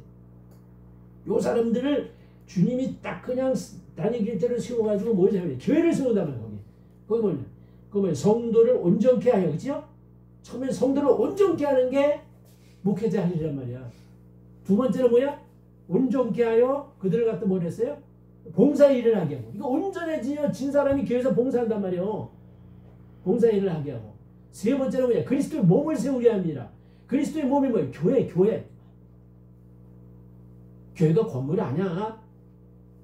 영적인 사람을 세워간다는 거예요. 주님의 제자로서. 그게 중요한 거예요. 그러니까 그거를 잘 알고 목회를 하셔야 되는 거예요. 그거 잘 알고. 네, 세 가지로. 근데 여기 교육자를 갖다가 바로 이렇게 사랑하고 잘 여기라는 거지. 그래서 사실은 이게 참 중요한 거예요. 그렇게 옛날에요, 우리 장모님만 해도 돌아가시기 전에, 그 전에 이제 다 강원도에 있을 때는 무조건 강원도에서 무을 농사를 져서 무냐 뭐 농사를 짓게 되고 또 뭐 어디도 저기 되면 제일 좋은 거 첫 번째 나오는 건 항상 교육자 갖다 드리는 거지. 옛날 그게 신앙생활 잘하던 노인들, 어르신들이, 권사님들이 보통 하는 일이요. 예. 그러니까 내가 여기 와서 인사한테도 항상 나한테 농사 지면 뭘 첫 번째 가져와. 뭐 호박 두고 가져, 고두 가져. 그게 교육자를 사랑하기 때문에. 두 번째, 성도간 대인관계의 자세와 행동에 대한 권면을 합니다. 그러니까 13절부터는 13절 하반절부터는 거기 보면 읽어보시면 보세요. 그냥 사랑 안에서 가장 귀히 여기면서 너희끼리 화목하라. 너희끼리가 이제 평신도를 얘기하는 거예요. 평신도. 그 다음에 형제들하고 게으른 자를 권면하고, 아까 앞에 있는 내용 또 나와요. 관계하고 마음이라고 하냐. 이것도 이제 재림사상 때문에 이렇게 흔들려 있는 사람도 있고, 물질적으로, 마음적으로 힘든 사람들 얘기하는 거예요. 그게 다. 자, 그런 걸 보시고. 그래서 성도 안에서 먼저 피차 화목하는 1번. 피차 화목하는 것은 너희끼리 서로 화목하는 것은 교회가 화목하라는 얘기예요. 이게 교회는 화목하지 않으면요, 절대 평안이 없고 교회가 안 세워져 갑니다. 평안해야지 교회가 세워져 가요. 평안해야지. 교인들이 치리자를 알아주고 순종하면서 교회는 단합하고 화목해야 된다는 거야. 교회의 분쟁은 흔히 주님이 세운 치리권을 존중하지 않는 데서 생기는 거야.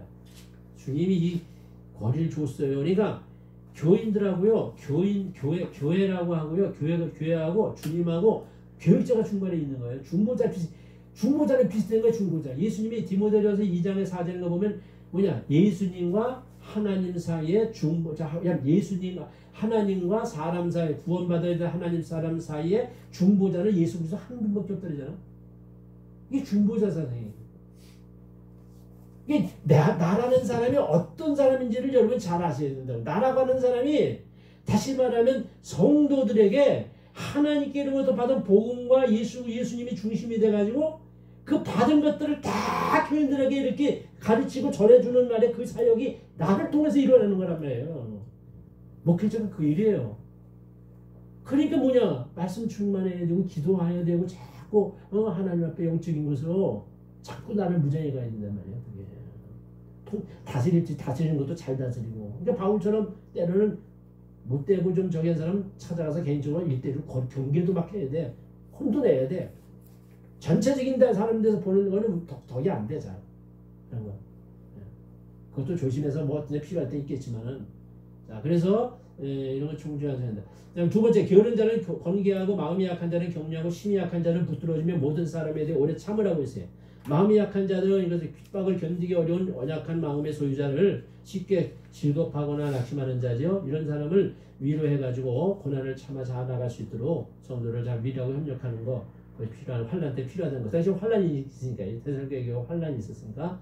자, 그 다음에 그런 일에 대해서 성령이 역사합니다. 힘이 없는 자들인 것은 직역하면 약한 자들이란 말이야. 약한 자들. 그러니까 아직 이 사람은 진리의 말씀에서 완전히 깨닫지 못한 점이 있는 사람. 신앙 사상이 편견이나 무식한 약점이 있는 사람들. 이런 사람들 여러분 세워나가는 게 목회자 아니란 말이에요. 모든 사람에 대해서 모든 사람에게 오래 참으라. 신자는 교회 단체 생활을 하는 중에 결점 있는 여러 종류의 사람을 만나게 되는데 이 접촉과 교제를 통해서 오래 참아 견디는 덕이 없으면 화목을 이룰 수 없다. 내가요 지난주일에도 또 하나 좀 중요한 진리를 깨달은 게 대사니까 후서 내가 좀 볼게. 대사니까 내가 강의 준비하기 위해서 내가 자꾸 보면서 또 이 깨달은 거예요.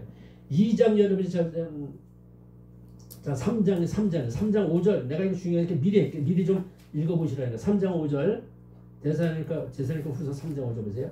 주께서 주님이 주께서 우리 마음을 너희 마음을 인도하여 어디에 들어가나 들어가라. 한번 보세요. 하나님의 사랑과 그리스도의 인내에 들어가게 하시기를 원하노라. 바울. 이거 중요한 얘기요. 이런 기도를 해요. 이런 기도를. 이 목회자가 내 마음, 이렇게 성경에 여러분 지난번에도 그 얘기했잖아요. 에베소 4장 10몇 절인가 12절인가 13절을 보면 이런 말이 나오죠. 왜냐면 믿음으로 말미암아 그리스도께서 너희 마음에 계시게 하시옵고 이런 말이 나오죠. 너희 마음에. 그리스도께서 우리 마음에 있어가지고 이런 것을 이게 인도한단 말이야. 그러니까 우리가요 이런 역사가 안 일어나면요 내 마음이라고 하는데 이게 참 나이 먹으면서 좀 깨달았는데 나이가 먹은 이 마음 나이가 먹기 전에 우리의 마음 다시 말해 주님이 나를 그리스도께서 내 마음을 이렇게 내 마음에 계시면서 나를 이렇게 하나님의 사랑과 예수님이 다 드신 그 인내를 다 나도 참아내는 그런 역사의 열매가 나타나는 그런 것들이 다 은혜로 되어지는 건데 은혜로 되어지는 거단 말이야. 그러니까 우리가 주님이 내 마음에서 이렇게 있어가지고 나를 인도하기 전까지는요 이 마음이 사탄의 공격과 세상적인 것에 다 끌려다닌다. 그때 생활은 육적인 생활이 대부분이다 내게. 그런데 주님이 내 마음에 계시면서 내 마음을 갖다가 내 마음에 계시면서 주님이 내 마음을 하나님의 사랑 가운데 예수님의 인내 가운데 또 하나님이 성령이 예수님이 또 우리를 그야말로 하나님의 필요한 여러 가지 말씀 가운데 나를 이렇게 인도하셔서 그렇게 살면 내가 여러분 이상할 정도로 옛날에는 안 그랬는데 내가 왜 이렇게 달라졌어? 그런 경험을 한단 말이에요. 그런 경험을 말씀이 막 그냥 머릿속에 툭툭 띄어지고 이런 것들이 이렇게 하면서 이게 중요한 건데 이거 관계가 있기 때문에 내가 이 말씀을 드린 거예요. 지금요. 자, 그 다음에 3번 자, 누구든지 악으로 갚지 말고 언제 항상 사람에 대해 선을 대하라고 선을 대하라. 그래서 기본적인 건데 누가 여러분 나한테 못된 소리 했다고 매번 강요하면 남의 악이 다 나오거든. 그때 그거를 그냥 쉽게 넘어가야 되는 거야. 그 사람을 위해서 악을 선으로 갚으랬으니까 기도해 주는 거야. 기도해 주는 거야. 항상 모든 사람을 선으로 대하라. 그래서 여기 악으로 갚으라는 악으로 앞으로 갚으면 그 자신이 같이 약해지는 까닭이고 악을 악으로 갚으면 그 사람도 약해지는 거예요. 악인요. 공정하게 악을 징계할 심판장은 하나님 한 분밖에 없다는 까닭이다. 서로 대하든지 이런 것은 기독신자에게 대함을 염두에 둔 말이에요. 기독신자 서로 대하라. 선으로 악을 하지 말고. 그 다음에 모든 사람에게 대한다는 건 기독신자만 아니 일반 신자. 그래서 모든 사람이라는 것은 기독신자만이 아니라 일반 신자까지 포함시킨 거예요. 항상 선을 따르라. 선을 따르는 건 최선을 항상 선을 행하려고 최선을 다하는 거예요. 단언박질하는 운동에서 단언박질하는 그것을 똑같은 거 비교해요. 제 이름을 소망하는 이렇게 길어. 15분까지만 할게요. 할 수 없어. 제 이름을 소망하는 여러분이 오늘 일단 늦게 시작했어. 할 수 없어. 난 10시부터 강의 준비다 막 소망했는데 제 이름을 소망하는 성도들의 바람직한 일상신앙생활 및 예언에 대한 바른 자세. 자, 제 이름을 기다리는 성도들 5장 16절부터 22절까지 내용이요. 5장 16절부터요. 이거 여러분이 5장 16절부터 항상 기쁘게 쉬지 말고 기도라 범사에 감사하라 이런 그리스도 예수 안에서 너희 하나님 뜻이라. 요거까지 있잖아요. 요거까지는요. 일상생활이에요. 일상생활. 이게 중요한 거니까 바람직한 일상생활을 바람직하게 하는 게 뭐냐? 항상 기뻐하고 쉬지 말고 기도하고 범사에 감사하는 건데 요런 것들이 일상생활을 지켜야 된다. 그러니까 이것이 항상 기뻐하고 쉬지 말고 기도하라. 이걸 지키는 거다. 그다음에 나머지는 예언에 대한 바른 자세인데 보자. 우리가 보면서 강사님도 항상 기뻐하라. 항상 기뻐할 게 있어야 기뻐하지. 이러지 사람들이. 항상 기뻐해야 돼. 근데 그건 좀 비성경적인 거예요. 주님 앞에 그래 또 비성경적인 것도 되지만 또 한쪽은 뭐냐 항상 기뻐하며 살 수 있는 영적인 내 안에 자원이 없는 거예요. 주님께로부터 성령의 교통이 내 안에 없는 거예요. 말씀의 역사가 없는 거예요. 내 안에 이게 그러니까 여기 항상 기뻐하라는 말은 믿음의 수준이 높아질수록 영적 시열이 풍성해진다는 거지. 믿음의 수준이 올라갈수록 이게 다시 얘기하면요 신앙생활은 땅에서 벗어나가지고 하늘을 향하여 올라가는 게 믿음 생활입니다. 땅에 있는 것이 바울처럼 다 풍토같이 여겨집니까? 그럼 신앙 차원이 무척 올라가는 거예요. 땅의 것이 아직도 풍토같이 여기지 않고 땅에 있는 것이 아직도 내가 붙잡고 싶어하는 대상이야. 올라가지 못했어 아직. 온전하지. 그러니까 보세요. 그럼 땅에 있는 것이라는 건 뭐냐면 흙이고 그 다음에 식물이고 그 다음에 동물이고 그 다음에 인간이고 그 다음에 영적인 단계로 보면 마귀와 천사하고 하나님 단계로 올라가는 겁니다. 이게 점점점 이게 이 모든 걸 다 부정해야 돼. 그런 부분을 다음에 언제 자세 강의를 할 날이 있으면 뭐 혹시 주의 뜻이 허락하면 그때 가서 이제 그 부분 얘기해야 되지만 하여간 어떻든 간에 이것이 그렇게 중요하다는 걸 기억하셔야 돼요. 그러니까 기쁨이 항상 있으면 얼마나 좋겠어. TV나 봐야 기쁘고. 근데 그 기쁨도 뭐 참 그때뿐이지. 쉬지 말고 기도하라.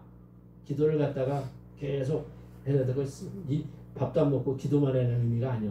그러니까 규칙적으로 시간 있게 기도하라는 뜻이요. 특별히 하루에 유대인들은 하루에 3번씩 기도하는 습관을 짜. 그 중요한 거예요. 하루에 3번씩 여러분 딱 시간을 갖다가 여러분도 정해놓고 하루에 3번씩 아침, 새벽, 오전, 오후 뭐 이런 식으로 저녁 하는 거죠. 그렇죠. 3번씩 꼭 기도하는 그 습관 그걸 한번 들이면 참 여러분 좋을 거예요. 범사에 감사하라 하는 것은 범사에 어떤 사건이든 감사하라는 것이고 그 다음에 이제 나머지 이제 그 감사하라는 것은 그 다음에 항상 기뻐하라 쉬지마 기도하라 범사에 감사하라 다 했어요. 나머지 그 읽어보시면 여러분이 나머지 두 번째 이 세 가지는 그리스도 안 예수 안에서 하나님 우리에게 원하시는 뜻이다. 그리스도 이것도요 중요해요. 그리스도 예수 안에서 너희를 하는 뜻이다. 범사에 감사하는 것 이것이 하나님의 뜻에 합당하다는 거예요.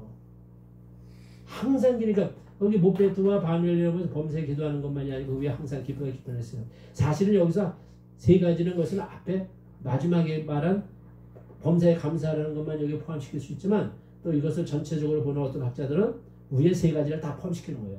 세 가지. 그것이. 그러니까 여러분 이 세 가지 일상생활 속엔 더 힘써야 될 일이에요. 정말 힘써야 될 일이에요. 그 다음에 두 번째 성령의 은사에 대한 신자의 바른 자세. 자 거기 보면 성령의 은사에 대해서 신자의 태도는 멸시하지 말고 소중히 대해야 되는 거야. 첫째 성령을 소멸치라는 거. 소멸한다는 것은 성령의 감동, 성령의 불같은 역사가 성령의 불같은 역사가 꺼지는 거예요. 꺼지는 거. 나도요 내 안에요 성령의 불같은 역사가 꺼졌어요. 많이. 정말 꺼진 거 내가 탄식합니다. 조금 일으켜보려고 좀 하고 있는데 일어났다가 또 저기 왜 육적인 생활만 조금 나가면 없어져요. 성령의 이 불같은 그런 역시 그러니까 그걸 여러분이 쓰고 있으니까 그거 보시고 그 다음에 넘어 두 번째 예언을 멸시하지 말라는 것은 예언을 멸시하지 말라는 것은 그 당시에 여러분 예언이라는 건 사실은 이걸 아셔야 돼요. 구약의 예언인데 예언이라고 하는 것은 뭐냐면 예언이라고 하는 것은 미래일에 대해서 하나님이 말씀을 받아가지고 전하는 걸 갖다 사람들이 예언이라고 생각하기 쉬운데 그것을 그런 의미도 없는 것은 아니지만 그런 의미보다는 신약에 와서 예언의 의미는요. 성경에 보면 고린도전서 14장 4절인가 보면 뭐냐 예언이는 뭐냐면 성도들의 그리스도 안에서요 뭐냐 너희를 뭐냐 덕을 세우고 권면하고 위로하는 거예요. 위로 그게 예언이에요. 말씀 가지고 권면하고 말씀으로 덕을 세우고 말씀으로 그 사람에게 뭐냐면 위로해 주는 거예요. 위로 그게 그 예언의 예언이란다고 꼭 기억해둬요. 오늘날 사람들이 왜 그렇게 은사자들을 많이 찾아다니는 줄 알아? 그 예언 받으려고 예언 받으려고 뭐예요? 예? 점쟁이처럼. 그러니까 기독교는 그런 게 없다는 게 아니야. 있어요. 근데 그 맞을 때 있고 안 맞을 때 있어. 우리 아들이 자기가 받았다고 해서 나한테 얘기한 것도 안 맞은 게 많어. 안 맞은 게 몇 가지가 있어. 근데 아직도 이뤄가는 것도 있긴 한데. 근데 그러니까 그런 것들은 미래일에 대한 이야기인 거는 그건 그냥 꼭 입 다물고 다물고 뭐냐 기다려 보는 거예요. 그냥 이루어지느냐 안 이루어지는지. 그러나 말씀을 가지고 권면하고 위로하고 덕을 세우는 거는 반드시 이건 해야 될 일이야. 예. 예언 중에 이게 중요한 거예요. 이거는요. 자, 그 다음에 범사에 헤아려 좋은 것을 취하고 이것은 예언을 멸시지 않는 태도를 보여주는데 성령의 감동을 말했다는 예언을 신중히 취급하고 잘 시험해보고 취할 것을 의미합니다. 예? 그러니까 멸시지 말라는 것 예언을 이제 자꾸 나머지 부분을 읽어보시기 바라요. 나머지는 다 읽어보시고 3번 읽어보시고 중보기도 가운데 5장 23절을 얘기하는데 책 읽어봐. 여러분 그 부분들 이제 공부해보면서 참 중요하구나 이 부분이 그 생각했어요. 거기 5장 22절, 23절, 22절, 23절, 24절, 24절은요. 24절, 24절은요. 사실은요. 여기 부분이 저기냐면 이게 기도거든. 기도는 앞에 있는 부분에서도 한번 기도를 했고 앞에 있는 부분 3장 여러분이 3장 거기 보면 이제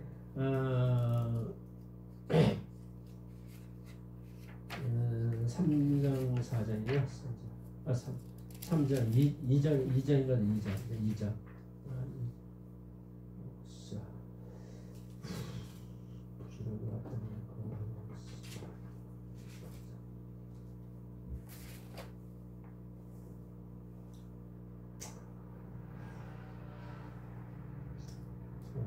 이 2장 여러분 11절부터 이렇게 보면 기도가 나와요. 기도. 기도가 나와요. 이렇게 기도를 하는데 그 기도문이 1장에도 나오지만 그 2장에도 또 나오거든요. 근데 여기 마지막 5장 22절 13절이 기도문이거든요. 근데 그 기도문인데 그 기도문의 내용을요. 이것도 뭐냐? 요것만 핵심을 가지고 읽으세요. 예수님이 재림하실 때에 내가 온전한 거룩함이 내게 나타난다는 거야. 온전한 거룩함이 나타난다. 예수님 재림에 오실 때 뭐가? 영과 혼과 몸이 온전한 거룩함이 나타나는 거예요. 예수님 재림에 오실 때 내가 부활하고 이렇게 했대. 그때 나타난다. 그런데 여기서 말을 또 한 번 더 얘기하면 이 온전한 거룩함이 이루어지는 거고 하반절인데 근데 온전히 이루어지는데 그때 흠없는 사람의 자식이 나타나는데 그 다음에 24절에 여기 쓴 거 있으니까 여기 보시면 돼요. 이 부분을 갖다가 사실은 3분설은요 3분설이 아니고요 사실은 성경적으로 보면 2분설입니다. 3분설은 주로 이제 감리교나 성결교나 이쪽에서 사람들이 좀 많이 가르치고 그러는데 실제로는 성경을 보면요 2분설인데 보세요. 영혼 2분설은 영혼하고 몸이죠. 2분설은 영혼하고 몸이죠. 3분설은 영과 혼을 나눠가지고 영혼 이렇게 얘기하는 거예요. 근데 성경에 분명히 물론 근데 그렇게 얘기되죠. 영이라고 하는 건 하나님과의 관계하는 영역이고 그렇죠? 근데 이 혼은 인간의 지적인 관계를 가지고 이렇게 얘기하는 걸 얘기하거든요. 근데 그 사실은 성경적으로 보면 한번 이분설이에요. 이분설이 맞는 건데 잘 보세요. 하나님 아버지 감사합니다. 오늘도 하나님 아버지 오랜 시간 동안 이렇게 함께 말씀을 나누었습니다. 하나님 아버지 성령께서 우리를 인도해 주심을 믿고 감사하는 영광을 돌립니다. 주님 사랑하는 종들을 축복하시고 앞으로 나아가서 목회 현장에서 목회를 할 때에 하나님의 말씀 위에 집을 짓는 지혜로운 자가 되게 하시고 성령의 인도를 항상 받게 하시고 말씀도 하나님께부터 받아서 설교할 수 있게 하시고 주님의 말씀을 정말로 깊게 깨닫게 하셔서 예수님처럼 내가 너에게 이른 말이 영이라고 한 것처럼 우리 하나님 성도들에게 전하는 말이 영이 되고 생명이 되게 하셔서 정말로 그들이 다 놀라운 변화가 일어나고 하나님 예수 그리스도를 닮은 주님의 제자로서 하나님 영광을 드러내는 삶을 사는 복된 자들이 되게 해 주옵소서. 한 가지 모든 것도 인도해 주시기 원하고 이 종이 온전히 잘못 깨달은 것이 있으면 가르쳐 주시고 사랑하는 종들에게 새롭게 주님께서 새로운 것으로 가르쳐 보게 해 주옵소서. 예수님의 이름으로 기도합니다. 아멘.